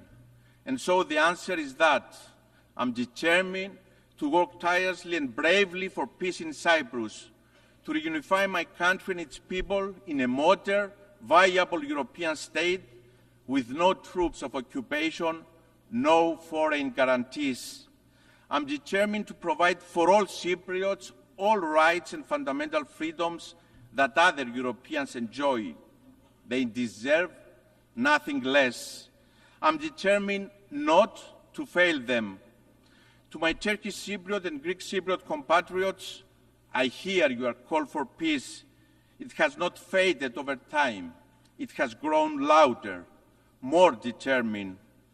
We look to the UN Secretary General, who understands the imperative of reunification, to fulfill the promise of peace, to deliver on the pledge of the UN Charter. I'm determined to continue exerting all efforts to resume negotiations for a viable solution to the Cyprus issue with the only framework, the relevant UN Security Council resolutions that call for a bizonal, bicommunal federation with political equality as defined by the relevant UN Security Council resolutions and fully in line with EU law, values and principles. Your Excellencies, since the last time I stood before you in this hall, we have exerted every effort to resume the peace process. There is no alternative to the path of peace. I'm committed and I'm ready to sit at the negotiating table today, not tomorrow, today. I have clarity of vision for the future of my country, for the future of our children in a unified, prosperous, viable European state. To Mr. Erdogan, history will judge us, and history is unforgiving in the light it casts on leaders who have an opportunity to deliver peace and instead choose the path of revisionism and disregard for international law. Those who want to lead must lead by example. The voice of morality, Mr. Erdogan, cannot have selective historical amnesia or selective sensitivity to violations to international law. The aggressor, the violator of international law, cannot be the advocate of legality nor point the finger to others. On this podium yesterday, we heard Mr. Erdogan call for the disregard of the UN Charter, the violation of the UN Security Council resolutions and international law, including the UN Convention on the Law of the Sea. And my response, the response of the international community, is clear. Illegality stemming from invasion, aggression, and use of force cannot be recognized. International law is not a la carte. Its interpretation does not change depending on who is the violator. It applies equally to all contexts, to all countries. It applies to Turkey, a country that 50 years ago used force in violation of the UN Charter, invaded the sovereign state, and is an occupation force in Cyprus. It is an affront to this plenary to name an invasion a peace operation. Revisionists cannot change reality, not now, not ever. To Mr. Erdogan, I also say, now is the time to deliver on your proclaimed commitment to international law and to peace. No country that believes in the moral superiority of its position refuses to sit on the negotiating table. I adamantly believe that we can carve a new path, one of peace, cooperation, and collaboration. We cannot change geography. It is an opportunity, not a curse. Turkey and Cyprus will always remain neighbors. Let us change the narrative. Let us transform our proximity to a promise, let us build together a legacy of peace that can be transformative for the whole region. Ladies and gentlemen, in our common agenda, the Secretary General remarked that humanity faces a stark and urgent choice, and break down or break through. I welcome the Secretary General's new agenda for peace and support multilateral efforts towards peace and security. Collective action is urgently needed to address the changing nature of conflicts, including challenges posed by new technologies, the climate emergency, rising inequalities, and backtracking on human rights. Halfway to the deadline, it is alarming that our world is off track to achieve the 2030 Agenda for Sustainable Development. Despite some glimmers of hope, action, transformative solutions and comprehensive reforms are urgently needed. The agendas and resolutions are in place. We don't need more words. We need action.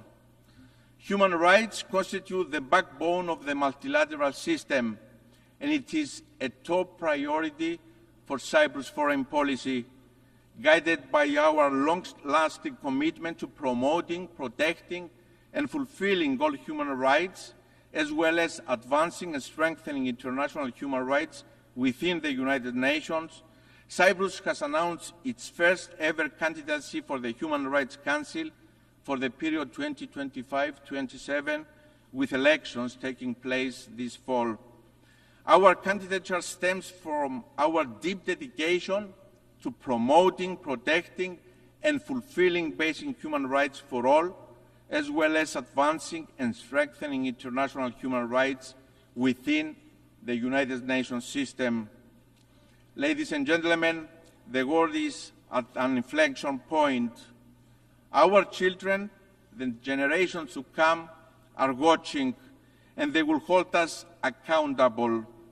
The decisions we make today, the courage and vision we transform into action, have the potential to change the trajectory of the world.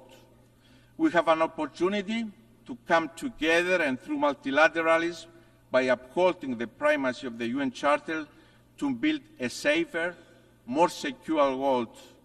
The nature of the challenges we face is such that no country can address it on its own. We need to come together. We, the peoples of the United Nations, determine. Thank you very much. On behalf of the Assembly, I wish to thank the President of the Republic of Cyprus. The Assembly will hear an address by His Excellency Peter Pellegrini, President of the Slovak Republic. I request protocol to escort His Excellency and invite him to address the Assembly.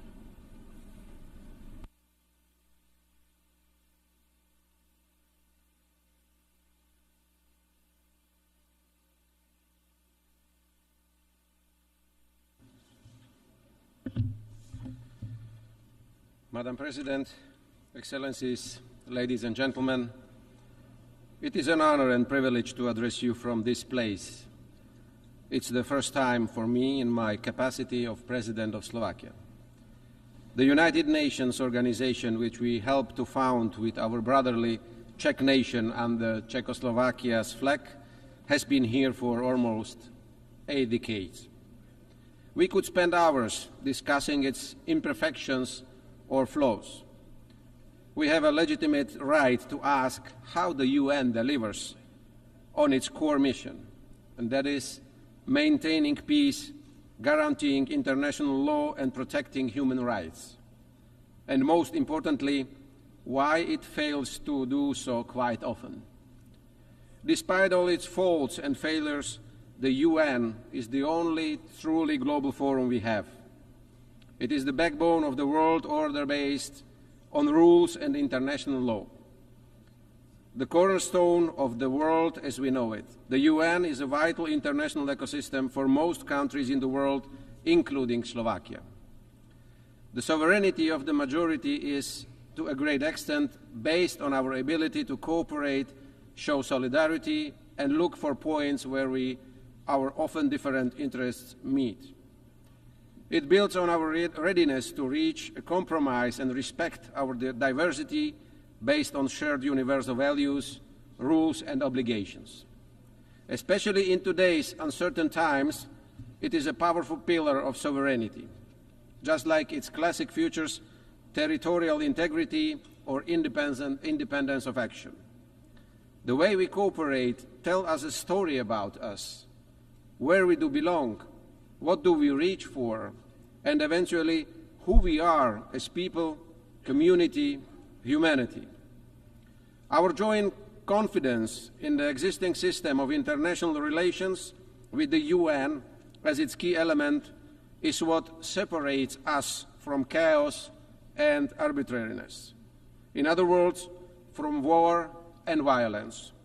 There are countries and entities among us that believe that the absence of rules will be the breeding ground for their future success. They believe that the force is above the law. In reality, however, the collapse of a rules-based system would eventually get back at those who desire it the most today. In Slovakia's immediate vicinity, in Ukraine, a war has been going on for almost 1,000 days already. As a result of Russia's aggression, which violated such basic principles of international law as sovereignty and territorial integrity, it is worth reminding that our neighbor, Ukraine, legitimately defends its country and its people according to international law, including the UN Charter. Every day, this war continues to destroy the lives, the infrastructure, and the future of Ukrainian men and women. And it is of no good to Russia's people either, as they die too, and the war has come to them as well. The escalation grows. It is high time to start looking for a peaceful, sustainable, and just end to this conflict, based on the principles of international law and the UN Charter. Looking at the world's geography for parts of the globe, it might seem like a local and by far not the only serious conflict the world faces today. Let us recall the suffering of the people in Gaza after the horrific terrorist attack by Hamas against Israel and the casualties on both sides. Or the state collapses in Haiti or Sudan, both followed by humanitarian disasters. However, from the international community's point of view, what we see here is an existential struggle for the nature and future of international law and adherence to agreed rules. None of us today can think that the UN can fully prevent all wars and conflicts in Ukraine, the Middle East, Africa, or elsewhere. The reason, however, isn't some kind of alleged dysfunction of the organization and its agencies. It is rather the lack of joint political will in its highest body, the Security Council. On the other hand, it's a fact that the UN was born with powerful and exclusive checks without effective balances. For years, there has been a general understanding that the UN needs a deep reform, and Slovakia stands ready to continue assisting this legitimate effort. We see that we must rather look for effective prevention, management, and eventually solutions to conflicts within local or continental alliances. The role of the UN remains central, but the need for partnership with regional organizations is growing. For us in Europe, it is NATO and the EU. This is the only way for the UN, with its foundations laid in the last century, to withstand the threats and challenges of the current one. I don't find it appropriate or useful to divide the world into global north or global south, east or west. Much more important is to look at who respects our shared rules and obligations and who doesn't, who is interested in making them stronger and acting by them, and who is rather undermining them or applying double standards. All of us are far from perfect. However, it fills me with hope that those of us who respect our shared values and rules form the vast majority here, and those who despise, systematically ignore, harm or apply these rules only when it comes in handy are only a few. It's often those who try to take apart not only the rules but also the meaning of words. In the flood of information and misinformation that we face today, we must not renounce the truth. The reverse is still the reverse and not the face. A lie is just a lie, not a fact of an alternate reality. Aggression is no defense. Occupation is no brotherly help, liberation, or some mythical togetherness. Likewise, war remains war, no matter what euphemism they call it. We must not forget that words and those who speak them, including traditional and social media, remain the most powerful weapons, determiners of good and evil. They can both fortify or disrupt unity and trust in our societies and communities. They can promote tolerance or spread hatred. It is of utter importance that we speak out against those who abuse words by giving them alternate or even opposite meanings. Promoting information integrity should be high on our priority list.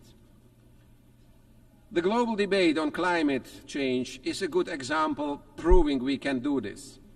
The denying of climate change and its evidence by renewed scientific teams around the world, quite common until recently, is in the face of increasingly destructive climate conditions and disasters, now obscure even in the most marginal opinion groups. Our emissions are already beyond the imaginary line of our Paris commitments, before which we could still significantly slow down what we, humanity, have caused through our activities. Blaming each other won't help either. We'd better do what we can. Let's invest part of our personal and political activity into what is already happening with our climate, mitigating the consequences of hurricanes, floods, and extinguishing fires, both figuratively and unfortunately also literally, is today's urgent climate agenda.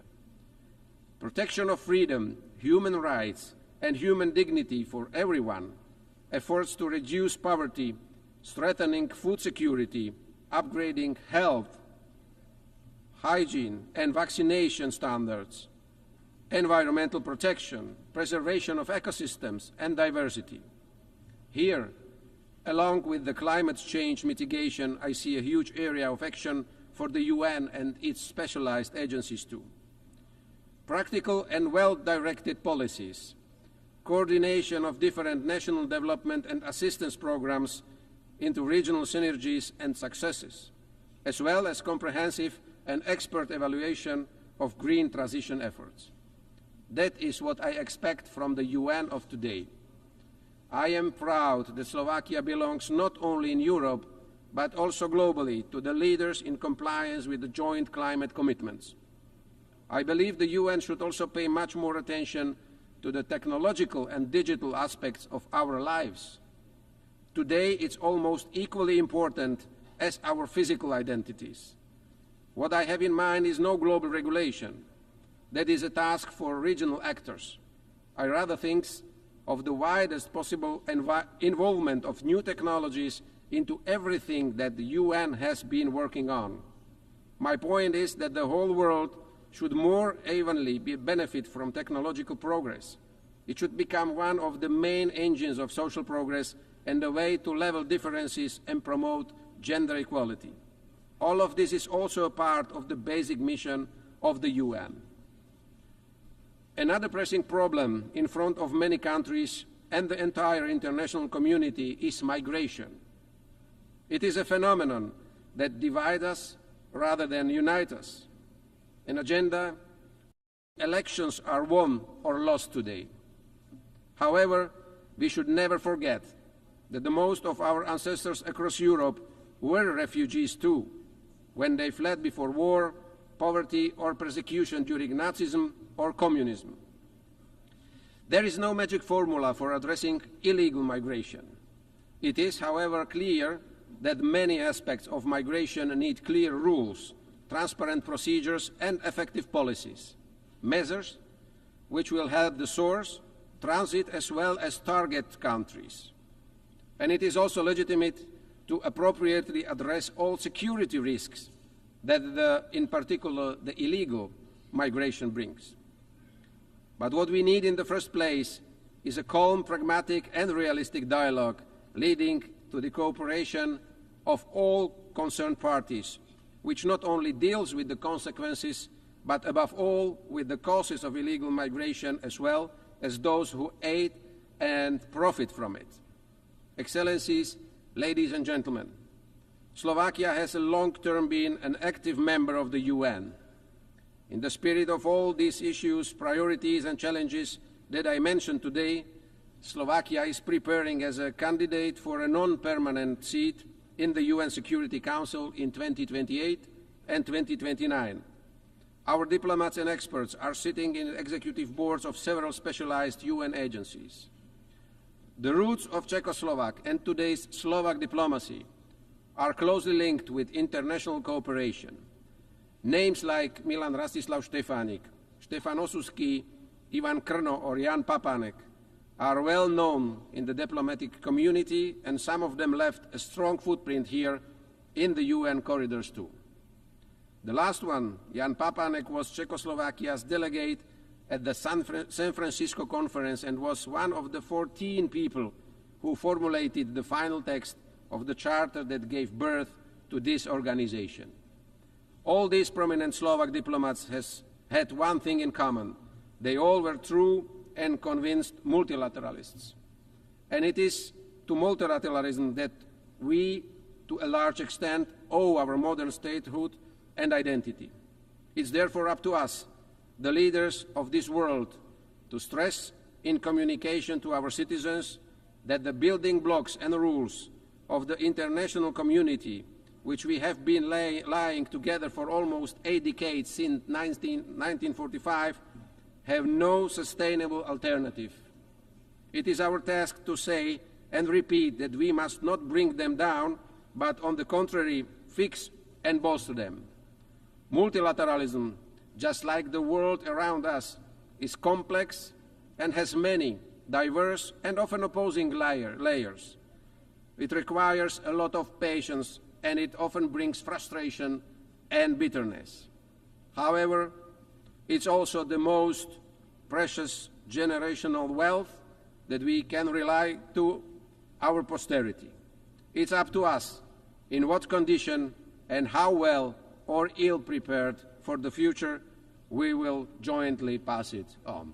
Thank you very much. On behalf of the Assembly, I wish to thank the President of the Slovak Republic. The Assembly will hear an address by His Excellency Nangolo Mbumba, President of the Republic of Namibia. I request protocol to escort His Excellency and invite him to address the Assembly.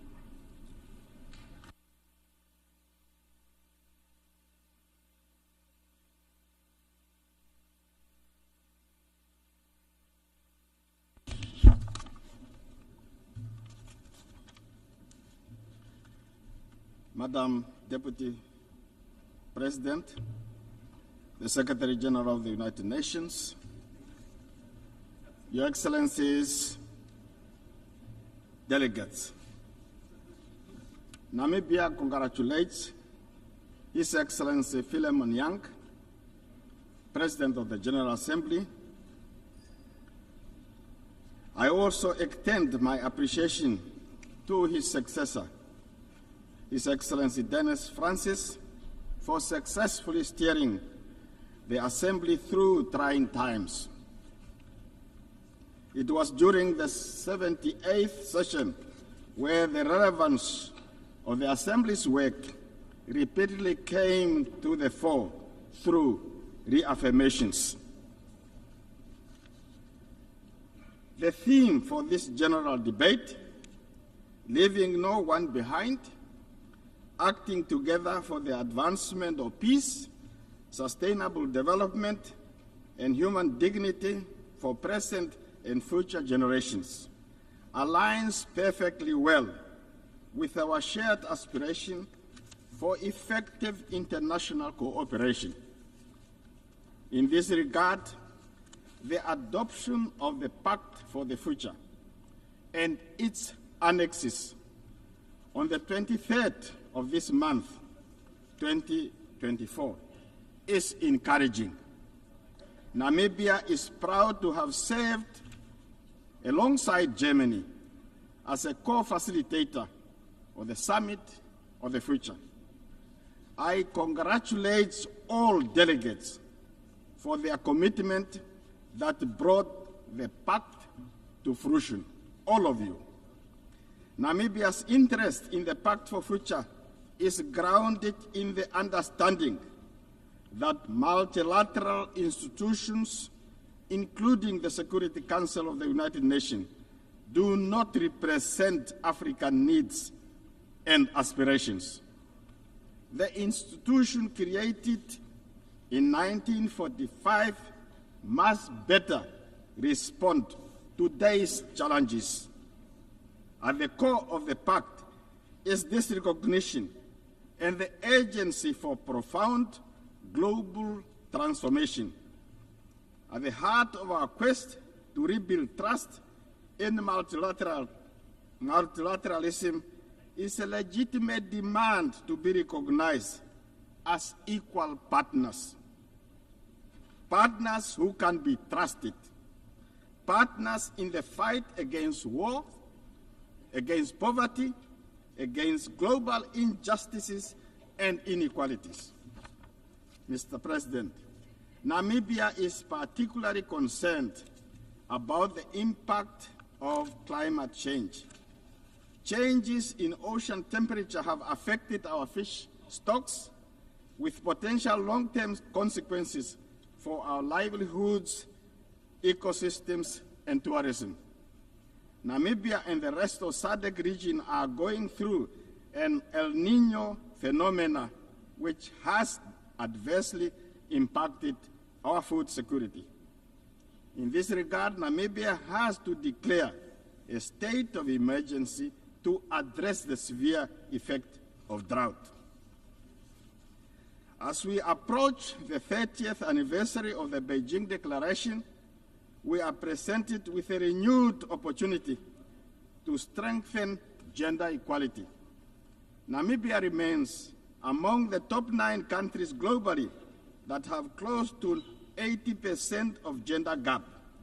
In the past 12 months, we have achieved perfect parity in the National Assembly, where 50% of representatives are women. Namibia is preparing for the 8th Presidential and National Assembly elections on 27 November 2024. Political parties, including the ruling party, which I represent, have nominated female candidates. We hope that the United Nations will have a female Secretary General in the near future. Namibia is working to develop a sustainable energy mix to support its ambitious industrialization agenda and to contribute to the world's efforts to combat climate change.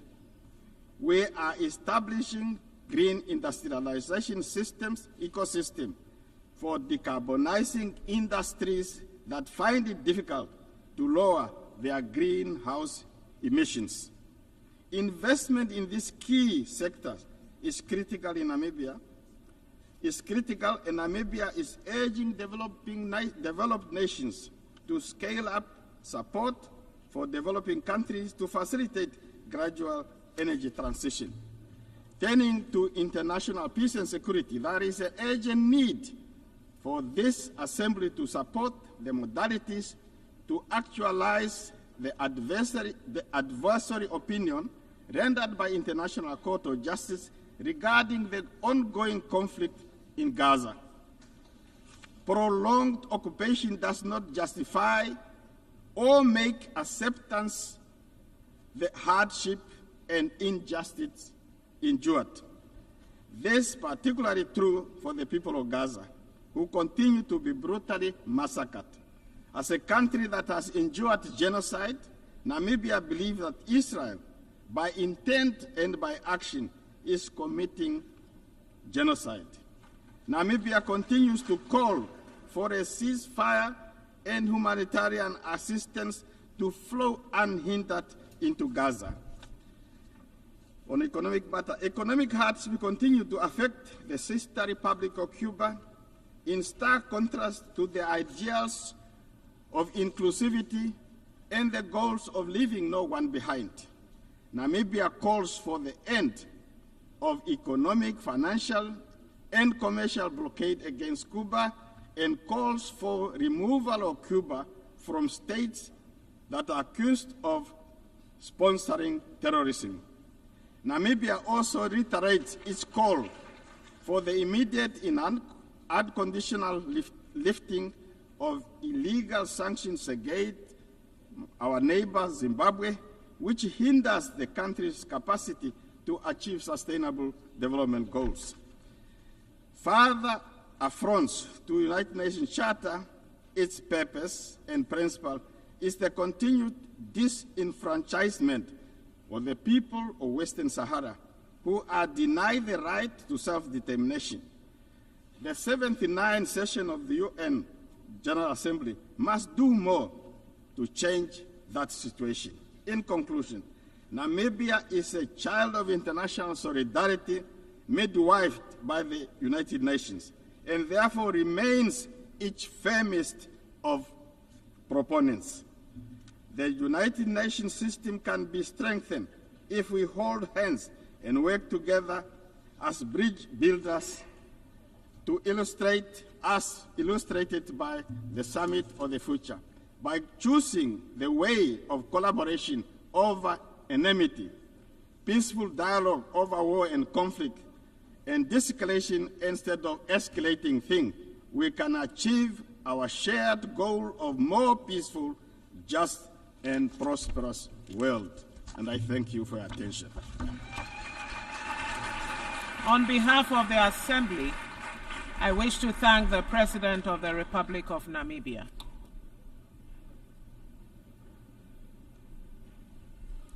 The Assembly will hear an address by His Excellency Mohamed Yunus Menfi, President of the Presidential Council of the State of Libya.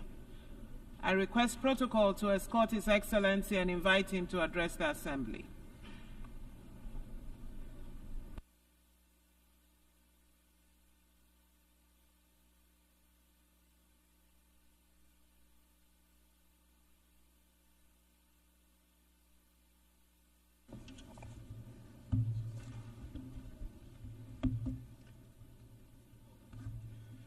السيد الرئيس Mr. President, السيدات والسادة الحضور ladies and gentlemen, في البداية at the outset, يسرني أن أتقدم لكم بخالص I would التهاني like to على congratulate انتخابكم you لرئاسة الدورة on 79 your election للجمعية as العامة President للأمم of the المتحدة 79th session متمنيا of لكم the United ولفريقكم Nations General النجاح في Assembly. المهام I wish you الموكلة and your إليكم. team all the success. كما أتوجه بالشكر I would also والتقدير like to للسيد express my thanks and دينيس فرانسيس appreciation to على Mr. Dennis قيادته Francis المميزة for خلال his الدورة excellent السابقة stewardship of والأمين the العام previous السيد session. أنطونيو Thanks are also غوتيريش due to His Excellency the على Secretary جهوده General Antonio المستمرة Guterres في for his تعزيز الأمن continuous والاستقرار effort to الدوليين promote international peace and ومساعيه security, as الحميدة well as his لتحقيق good الأهداف offices السامية to للأمم achieve the المتحدة noble objectives of the ودوره United في Nations تعزيز and حقوق his role in الإنسان. promoting human rights. السيد الرئيس، السيدات والسادة، Madam President, ladies and عانت gentlemen, ليبيا على مدى Libya أكثر has من عقد من الزمن for over more مراحل than a decade انتقالية from متعاقبة successive شابتها transitional العديد من periods الصراعات والحروب tainted غير with المبررة unjustified بين conflicts and الأشقاء wars والتي غذتها تدخلات خارجية تسعى إلى إضعاف الدولة وتعميق الانشقاق والسيطرة على مواردها الطبيعية وقرارها السياسي والاقتصادي، وهو ما يتطلب اليوم وقفة جادة لاستعادة زمام الأمور. فلا تزال التحديات أمامنا كبيرة ومعقدة، ولا زلنا نسعى لخلق حلول توافقية لتوحيد الكلمة والصف وجمع الأطراف على طاولة واحدة والعمل على إيجاد حل وطني.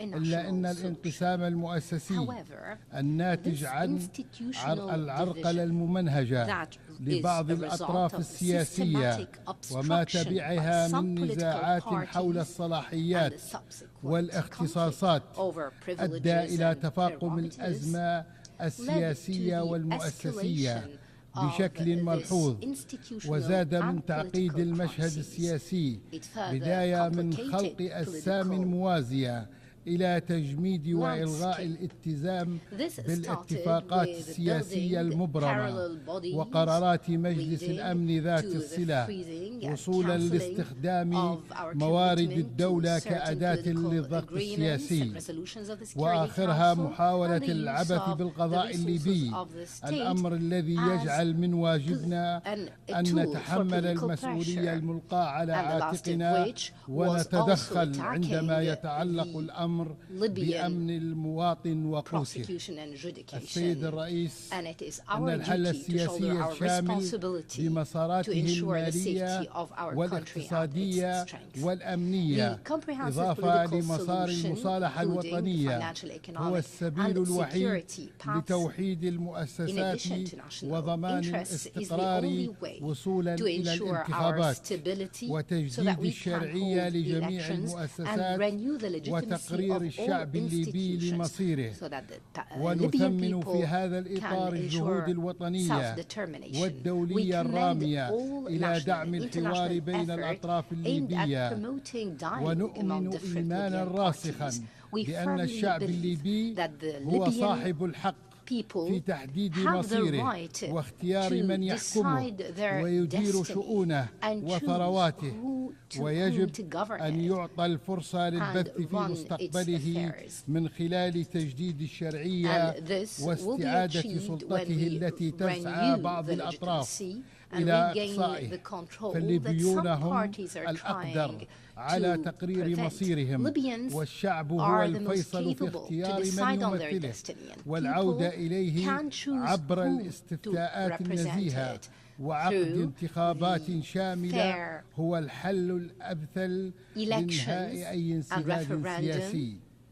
السيدات والسادة، إن مشروع المصالحة الوطنية الذي يرعاه المجلس الرئاسي يسير بوتيرة بطيئة نتيجة للتطورات الأخيرة التي شهدتها البلاد ومحاولة بعض الأطراف السياسية عرقلته بكل السبل، وإننا نجدد التأكيد على أهمية تسريع هذا المسار لإرساء وتوطيد الثقة، وإننا في هذا الصدد نشيد بجهود الاتحاد الأفريقي وندعو لخلق حوار ليبي لأجل إنجاز ميثاق وطني ومؤتمر مصالحة شامل، ونؤكد على ضرورة مشاركة كافة الأطراف بطريقة بناءة للوصول إلى تسوية سلمية تعتمد على الحل الليبي بعيدا عن الإملاءات والتدخلات الخارجية، إذ لا يمكن التوصل إلى حلول دائمة من دون حوار صريح وجاد بين الليبيين أنفسهم ومن غير تدخلات خارجية يضمن وحدة البلاد وسلامتها المجتمعية وسيادتها. السيدات والسادة، يصادف هذا الشهر الذكرى السنوية الأولى لدمار الزائل من مدينة درنا ومحيطها بسبب إحصار دانيال، والذي يعد حدثا مؤلما لا ينسى، حيث ترك خلفه دمارا واسعا وخسائر بشرية ومادية جسيمة. ورغم الآلام والحزن إلا أننا أيضا نتذكر تضافر وتلاحم جهود الليبيين والتي أعطت درسا حيا على قدرة الشعب الليبي للتغلب على الصعوبات والأزمات إذ ما قرر حل مشكلاته داخليا من غير تدخلات وإملاءات خارجية.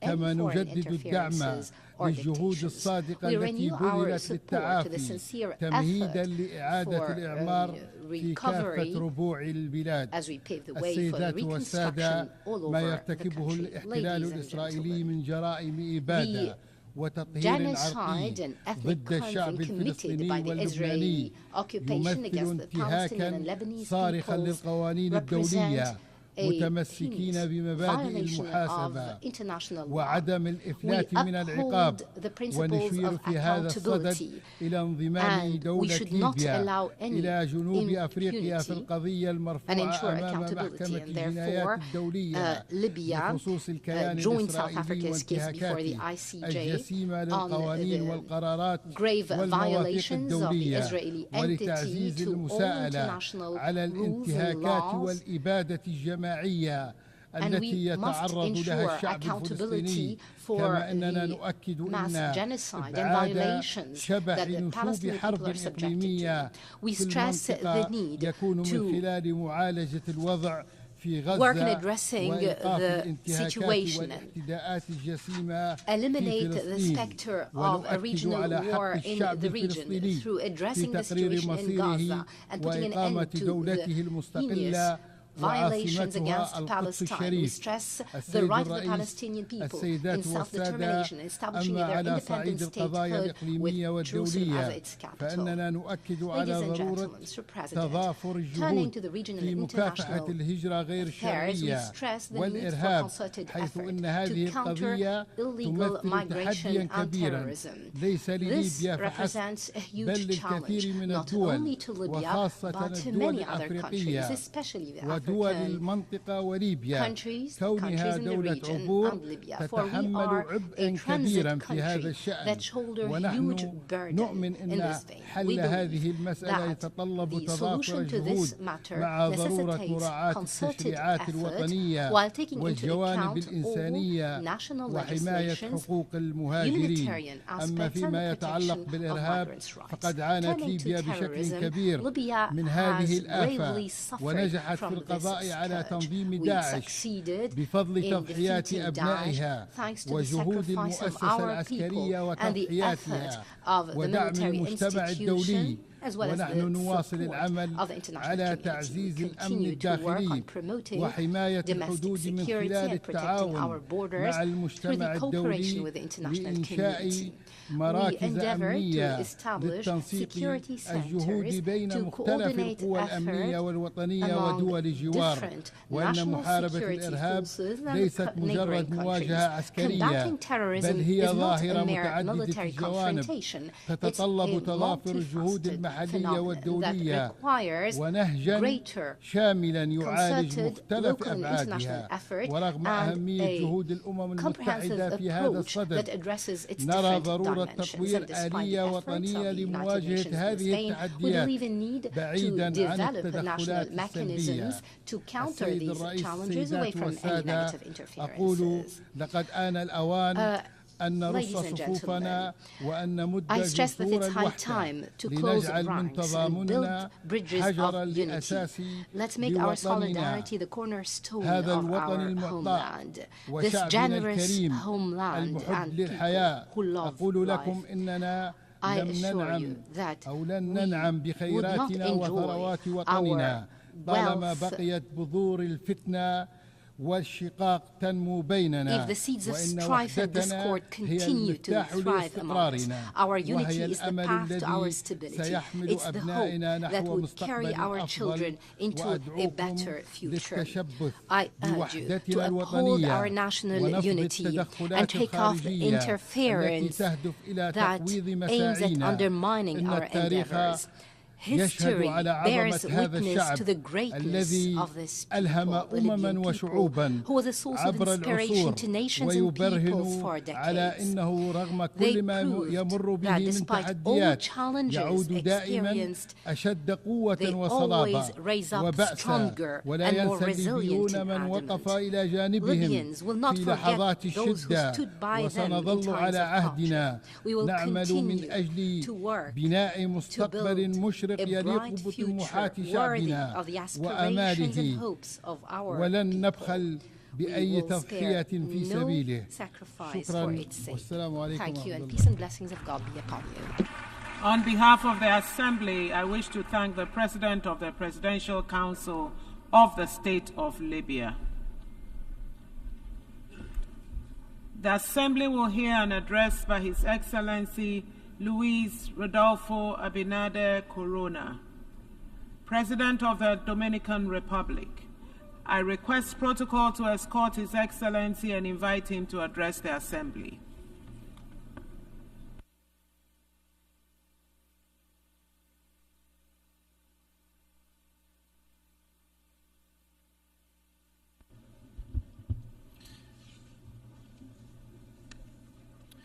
Excelentísimo señor Philemon Yang, presidente de la 79ª sesión de las Naciones Unidas, excelentísimo señor Antonio Guterres, secretario general de las Naciones Unidas, excelentísimos señores jefes de Estado y de Gobierno, honorables jefes de delegación, señoras y señores. Ante todo, deseo en nombre del pueblo dominicano felicitar la elección del señor Philemon Yang como presidente de esta asamblea y a la vez agradecerle su trabajo junto al secretario general por la exitosa organización de esta 79ª sesión y en particular de la reciente finalizada Cumbre del Futuro. Este ambicioso esfuerzo ha enfatizado la necesidad de fortalecer el financiamiento internacional para lograr el cumplimiento de los Objetivos de Desarrollo Sostenible ODS y muestra la voluntad sincera de trabajar por un presente y un futuro de paz, bienestar ciudadano y respeto a los derechos humanos y a los valores democráticos. Quiero resaltar que en el caso de República Dominicana hemos logrado avances considerables en los ODS, en la reducción de la pobreza, en la seguridad alimentaria, la sostenibilidad energética, seguridad ciudadana y acción climática, por mencionar algunos ejemplos. A título de ejemplo, la pobreza monetaria se redujo del 25.8% en el 2019 al 23% en el 2023, a pesar de la pandemia y los efectos de la guerra. Y en el primer semestre de este año bajó al 18.9%, el nivel más bajo en nuestra historia. En estos 4 años de gestión, hemos más que duplicado el gasto destinado en la protección social. Nuestra política agrícola ha sido clave para garantizar la seguridad alimentaria y mantener la rentabilidad de los productores dominicanos. A pesar de ser una isla con recursos limitados de tierra cultivable, hemos pasado de un 88.5% de autosuficiencia alimentaria en 2019 a un 90.6% en el 2023. Hemos logrado en gran medida la autosuficiencia de este sector. En cuanto a la generación, transmisión y distribución de energía asequible y no contaminante, hemos logrado avances significativos, así como importantes mejoras en las regulaciones eléctricas. Iniciamos la construcción de 2.000 nuevos megavatios de generación térmica, de las cuales ya hay 400 megavatios instalados, y contratamos 1.674 megavatios de energía renovable, con 647 megavatios ya en operación y 1.030 megavatios en construcción. Para finales del 2027, por primera vez contaremos con un excedente de generación superior al 15%, lo que garantizará una mayor estabilidad y sostenibilidad y mejores precios del suministro energético. La seguridad ciudadana también ha experimentado una mejora notable. En 2020 2022 la tasa de homicidios en nuestro país fue de 13.2 por cada 100.000 habitantes. En 2023 descendió a 11.5 y en lo que va de 2024 se sitúa en 9.9. Este índice está por debajo del promedio de América Latina y el Caribe, que según los datos de la ONU es de 17.2. Mantenemos un firme compromiso de enfrentar la triple crisis planetaria: cambio climático, pérdida de biodiversidad y contaminación, jugando un papel fundamental en la creación del Fondo para Daños y Pérdidas y alcanzando la meta del 30 por 30 en la protección de nuestro territorio marítimo. Estos cruciales temas requerirían toda nuestra atención. Sin embargo, el resurgimiento de la guerra y la violencia desbordada nos obligan a enfocar esta lamentable urgencia. Desde su aprobación en el 1945, la Carta de las Naciones Unidas nos ha servido bien, pero tras 7 décadas se han acumulado una serie de retos y desafíos que hoy desbordan su marco institucional, como lo ha enfatizado el secretario general Guterres en su discurso de apertura. Existe un consenso generalizado de que necesitamos con urgencia un nuevo modelo de gobernanza global. Uno que fomente mayor confianza y efectividad en las decisiones emanadas de este imprescindible concierto de naciones. Para la República Dominicana, el compromiso con un multilateralismo efectivo y renovado es prioritario. Este enfoque es necesario para garantizar el respeto al derecho internacional y proteger a las naciones frente a las amenazas globales que comprometen su seguridad y bienestar. Sin una acción concertada y basada en principios, los cimientos de la comunidad internacional se seguirán debilitando. Desde su formación, República Dominicana ha sido un pueblo abanderado de la paz, de la solución pacífica de los conflictos. La pérdida de miles de vidas inocentes, niñas, niños y envejecientes resulta intolerable, y por esto alzamos nuestra voz para reclamar de manera enérgica la protección efectiva de la población civil conforme lo disponen las normas del derecho internacional humanitario. Una sólida teoría postula que las democracias rara vez van a las guerras unas contra otras. Los dominicanos estamos convencidos de que la promoción de la democracia es un elemento esencial para la construcción de una paz duradera. La democracia no puede reducirse a un sistema de procedimientos mecánicos. La democracia tiene que ser una realidad viva que transforme positivamente la vida de los ciudadanos. Señor presidente, nos encontramos en un momento crucial para la democracia en América Latina y el Caribe. En las últimas décadas hemos sido testigos de un preocupante deterioro en la calidad y el apoyo a los sistemas democráticos. De acuerdo con la reconocida encuestadora Latino Barómetro, el apoyo a la democracia ha tenido una considerable disminución entre el 2010 y el 2023, mientras que el apoyo al autoritarismo aumentó en el mismo periodo. Múltiples factores inciden en este declive. Entre ellos, las secuelas de las frecuentes crisis económicas globales que se han vuelto cíclicas desde finales de los años 90. Pero otro factor igualmente importante es que los ciudadanos no perciben los beneficios tangibles de la democracia y muestran gran preocupación por el personalismo y la corrupción, la confianza en las instituciones democráticas. Frente a ese panorama, resalta la propensión a perpetuarse en el poder, que en el caso de América Latina toma la forma de la reelección indefinida. En los últimos 30 años esta tendencia ha ganado fuerza, erosionando la democracia. Tenemos el ejemplo de Venezuela, que combina la concentración del poder, la persecución de la oposición y la censura a los medios de comunicación. Sin la debida transparencia que requiere cualquier proceso electoral y sin sustento documental alguno, la crisis no hará más que agravarse. Seguiremos insistiendo en la publicación de todas las actas electorales, su verificación por instituciones imparciales y el respeto al resultado emanado de la voluntad del pueblo venezolano. Sin esta publicación no puede declararse un ganador legítimo.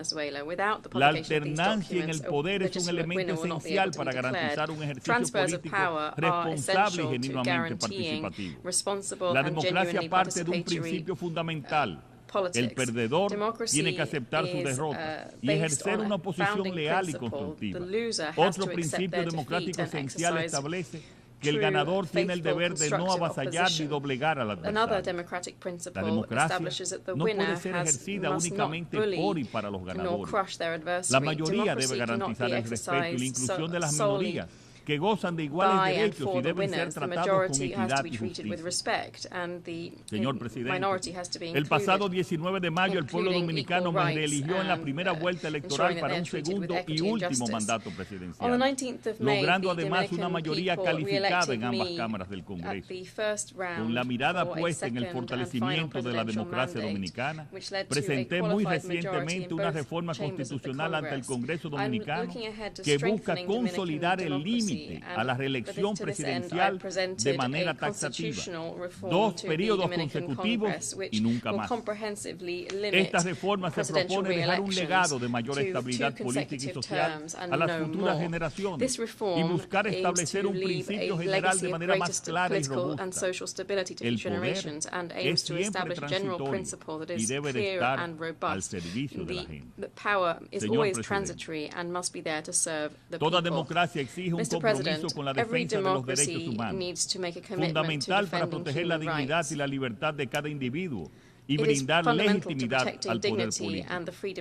El gobierno dominicano está profundamente comprometido con la protección de los derechos humanos a nivel nacional e internacional. Este compromiso forma parte integral de nuestra política exterior, que establece la promoción y defensa de los derechos humanos como uno de sus principales pilares.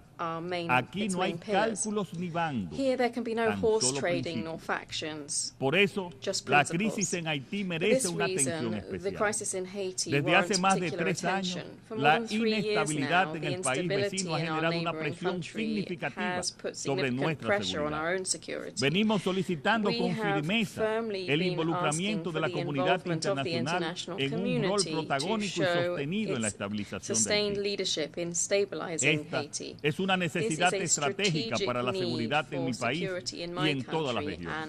El Estado dominicano ha asumido una alta responsabilidad ante la crisis haitiana, que va mucho más allá de lo que le corresponde, proporcionando servicios esenciales a una gran población proveniente del país vecino. En el 2023, las atenciones médicas a inmigrantes haitianos generales representaron el 12% del total de los servicios prestados a través de nuestro sistema de salud pública. Además, actualmente hay cerca de 200,000 menores extranjeros en el sistema educativo público dominicano, de los cuales se estima que más de 147,000 son de origen haitiano.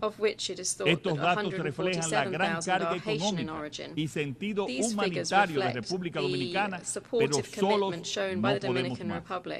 Después de un largo batallar por la aprobación de varias resoluciones en el Consejo de Seguridad, finalmente se empezó a vislumbrar un camino hacia la estabilidad con la creación del Consejo Presidencial de Transición y la llegada de la misión multinacional de apoyo a la seguridad en Haití. Aprovechamos la ocasión para agradecer a Kenia y al presidente Ruto, que ha cargado con la mayor parte de los efectivos que apoyan a la Policía Nacional Haitiana, y a Estados Unidos, país que ha asumido la mayor carga financiera y logística. También a Jamaica, Bahamas y El Salvador, que ya han enviado sus aportes. Asimismo, a CARICOM por sus esfuerzos en favor del diálogo y la concertación en Haití. Pero hasta ahora, solo se han desplegado 400 efectivos de la MSS, de un mínimo de 2,000 requeridos para que la fuerza sea efectiva. Sin embargo, hoy día no se han depositado en el Fondo Fiduciario para Haití los recursos requeridos para lograr el despliegue pleno de la fuerza y alcanzar los objetivos de pacificación y respaldo a la eventual celebración de elecciones libres, justas y transparentes. Señores, hemos llegado a este punto con grandes sacrificios, pero a prácamente un año de la celebración de las elecciones en Haití, aún no están dadas las condiciones para ello. No podemos permitir que los esfuerzos hasta aquí alcanzados se desplomen, pues de lo contrario, el colapso de Haití será inminente y sus consecuencias alcanzarán a toda la región. Esta misión significa significa una excepcional esperanza para el restablecimiento de la normalidad en Haití. Un fracaso podría implicar la necesidad de nosotros adoptar medidas drásticas para proteger nuestra seguridad nacional. Es inaceptable que a estas alturas algunos de los países que han tenido incidencia en la situación haitiana o que se han comprometido con su solución no hayan cumplido plenamente con sus promesas. Mientras la seguridad nacional de mi país esté implicada, no cesaré de reclamar por la estabilidad de Haití. Señor Presidente, República Dominicana y el gobierno que presido seguirán colaborando con la comunidad internacional de manera solidaria y comprometida para cumplir con los objetivos del desarrollo sostenible. El panorama global nos exige actuar como una comunidad cohesionada, como un verdadero concierto de naciones y con una meta común y una visión de futuro. Seremos evaluados por la historia, no solo por los discursos que pronunciemos en estos ilustres espacios, sino de manera más importante por las acciones que emprendamos en la práctica. No podemos fallarles a nuestro pueblo, no podemos fallarle a la humanidad, no podemos fallarle al futuro. Muchas gracias. Thank you very much.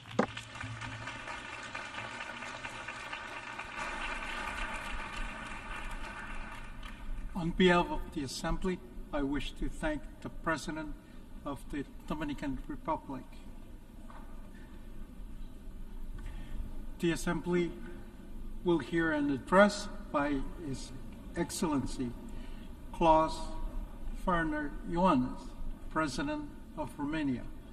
I request protocol to escort His Excellency and invite him to address the Assembly.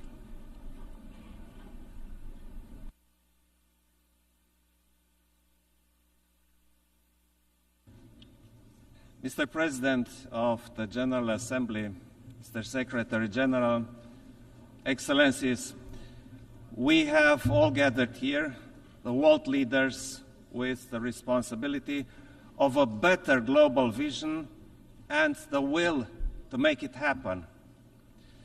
There is no better and more representative framework than our 79-year-old United Nations, anchored in the UN Charter and the international law.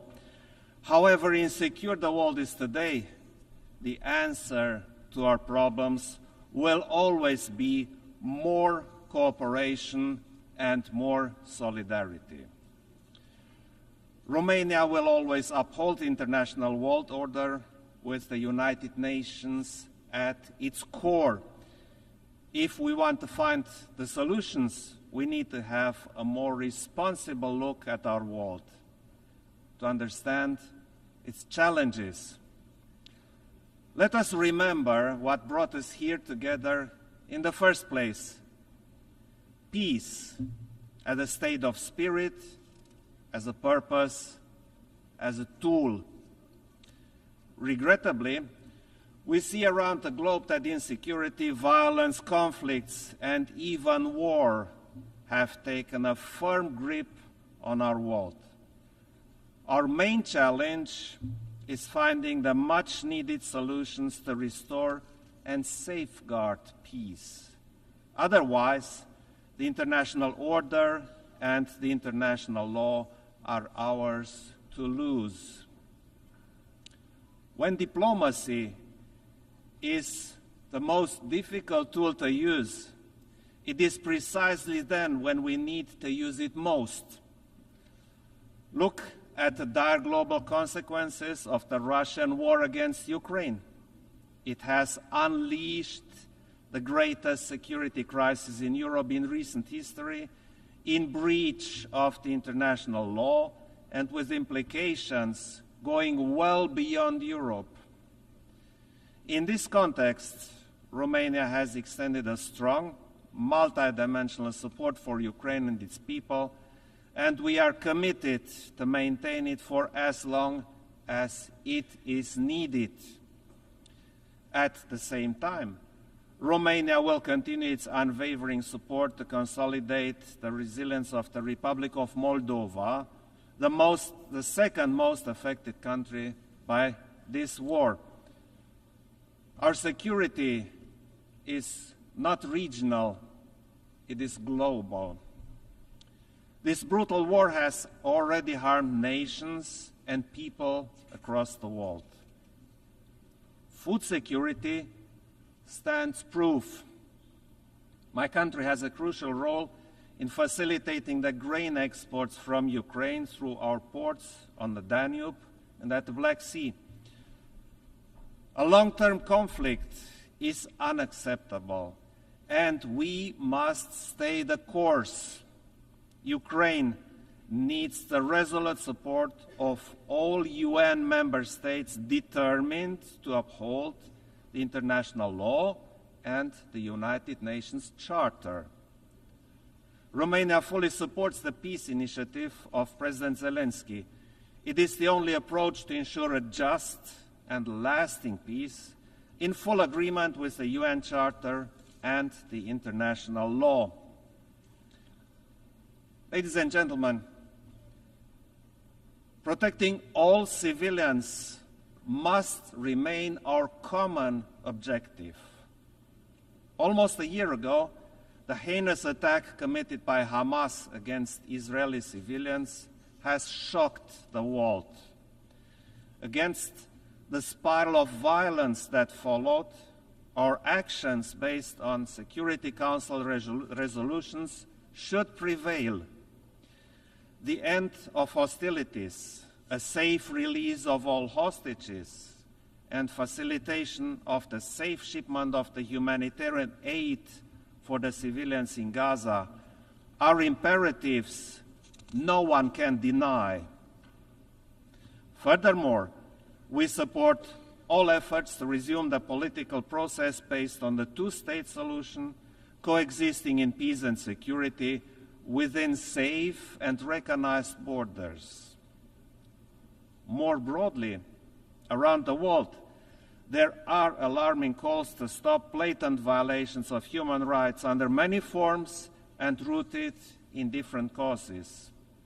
There is a sense of urgency that remains unanswered. Conflict prevention and peacekeeping are essential tools in this regard. At the same time, we must support the cooperation with regional organizations in view of their role in preventing, keeping, and enforcing peace. Distinguished audience, the impact of climate change is a growing threat to our security, and its consequences are already obvious. As these negative events increase, they impact demography, economies, energy, connectivity, and geopolitics. It is vital to further enhance international cooperation and ensure the much-needed civil protection mechanisms. Romania actively participates at the international level in the exercises, projects, and actions to provide emergency response, especially to limit the impact of wildfires. The UN system is essential to mainstream our efforts and to create synergies. We need to accelerate our work to keep the 1.5 degrees target alive. And since climate change is a threat multiplier, Romania supports an integrated approach to the climate and security nexus within the United Nations system. Green transition also includes energy transition, while ensuring energy security as an important development marker.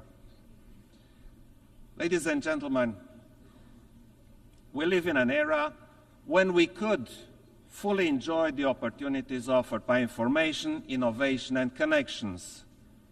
Nevertheless, instead of harnessing their potential to our common benefit, we see increased distrust and hatred. We see polarization and rise of extremism instead of coexistence and tolerance.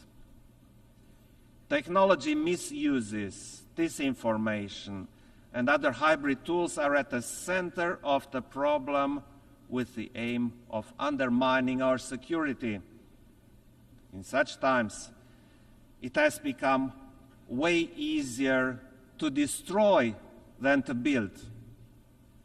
But it is now that we need to seek strength in global institutions, principles, and values, all of those which serve to safeguard human dignity. And human dignity cannot be secured without human rights. They are never optional and continue to stand as one of the fundamental pillars of the United Nations system. In this regard, international legal instruments have a crucial role. For example, in digital transition, we see that technology is a global amplifier of trends. It is up to us to decide whether it will contribute to a more effective and accessible public services. We also have to recognize the essential role of civil society, the human rights defenders, and the involvement of youth in advancing human rights. We are also following the situation of gender equality and the fight against gender violence. Romania is a firm supporter of gender equality, which we promote as member of the Human Rights Council and most recently of the Commission on the Status of Women. Distinguished audience, there is no viable alternative to the United Nations and the principles upon which the organization was built, which remain more valid than ever. Our focus is to continue the United Nations reform so that it will be fit to address current challenges and the ones looming, a more effective and more efficient United Nations, a more representative United Nations where trust can be fostered. Romania advocates for an extended Security Council where transparency and accountability are the norm, not the exception. A UN more accessible to the public and more meaningful, where youth can have a say on matters affecting them, where the voices of the civil society and other stakeholders are heard. This is why a pact for the future was so urgently required, to give fresh shape and purpose to our vision for the next generations. Finally, the United Nations has a continuous aspiration for a better world, from those who dreamed of peace and tolerance to those who will never stop fighting for it. A world where sovereignty, territorial integrity, international law, and human rights are respected, where each country can choose its own path with dignity and free from aggression, where every citizen is safe and free. This is our credo, and this is our call for action. Thank you very much.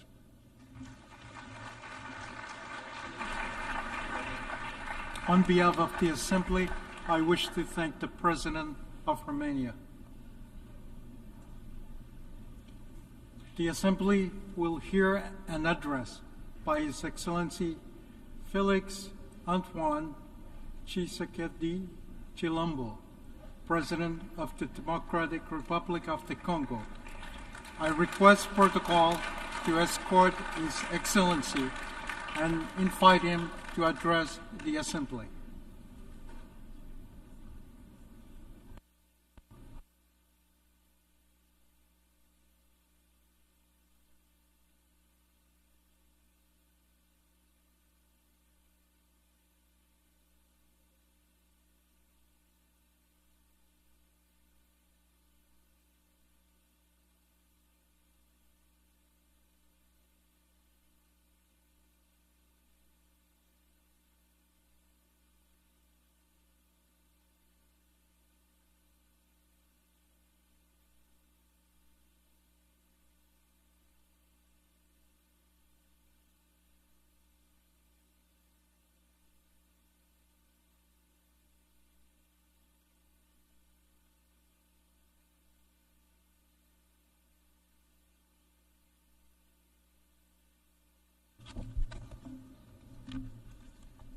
Monsieur le Président de l'Assemblée générale des Nations Unies, ici représenté, c'est avec un immense honneur que je m'adresse à vous aujourd'hui pour la première fois depuis que le peuple congolais m'a renouvelé sa confiance en m'élisant pour un second mandat à la tête de notre nation.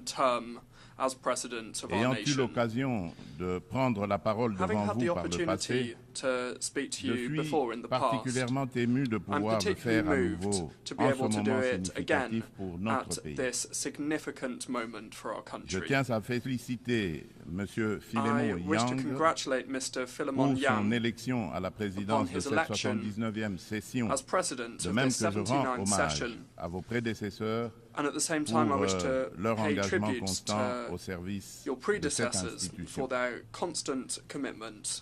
Le thème de cette session, ne laisser personne de côté, agir ensemble pour faire progresser la paix, le développement durable et la dignité humaine pour les générations futures, résonne particulièrement avec nos aspirations en République démocratique du Congo. Monsieur le Président, Monsieur le Secrétaire général des Nations Unies, Mesdames et Messieurs les chefs d'État et de gouvernement, Mesdames et Messieurs les chefs de délégation, le multilatéralisme et le respect d'un système mondial basé sur des règles ont été des piliers essentiels pour soutenir la paix, la sécurité, la santé, la prospérité à travers le monde depuis près de 80 ans. Les Nations Unies incarnent ces valeurs fondamentales et demeurent un acteur incontournable face aux défis majeurs que l'humanité doit surmonter, qu'il s'agisse de garantir la sécurité, de maîtriser le changement climatique ou de lutter contre la pauvreté. Cette réalité nécessite une coopération multilatérale renforcée. Cependant, le noble idéal des rédacteurs de la Charte des Nations Unies, celui de servir d'instrument par lequel tous les pays régulent leur comportement, semble s'effacer. Le socle de la sécurité collective qu'elle a établi vacille. Nous avons la responsabilité de conjuguer nos efforts et de réaffirmer notre engagement envers le multilatéralisme, qui est la clé de solutions véritablement transformatrices face aux défis qui rongent notre monde. Comme l'a si bien exprimé Dag Hammarskjöld, ancien secrétaire général de l'ONU, dont le sacrifice en faveur de la paix en République démocratique du Congo nous rappelle la gravité de notre mission, je cite, le but de l'ONU n'est pas d'emmener l'humanité au paradis, mais de le protéger de l'enfer. Fin de citation. En cette période critique du multilatéralisme, le multilatéralisme revêt une importance cruciale. Il permet de répondre aux menaces communes, de protéger notre planète et de renforcer la société civile ainsi que les droits humains. En effet, nous ne pouvons ignorer la montée alarmante de discours belliqueux et le rétablissement indécent de pratiques d'agressions armées et de pillage des ressources naturelles affectant tous les continents.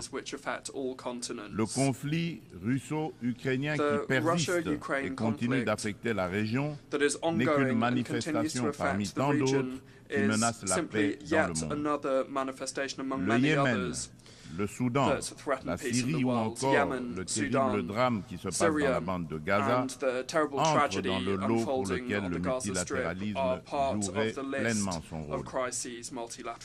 Il est impératif d'agir ensemble pour progresser vers la paix, le développement durable et la dignité humaine, garantissant ainsi un avenir meilleur pour les générations futures. Ne laissons personne sur le chemin.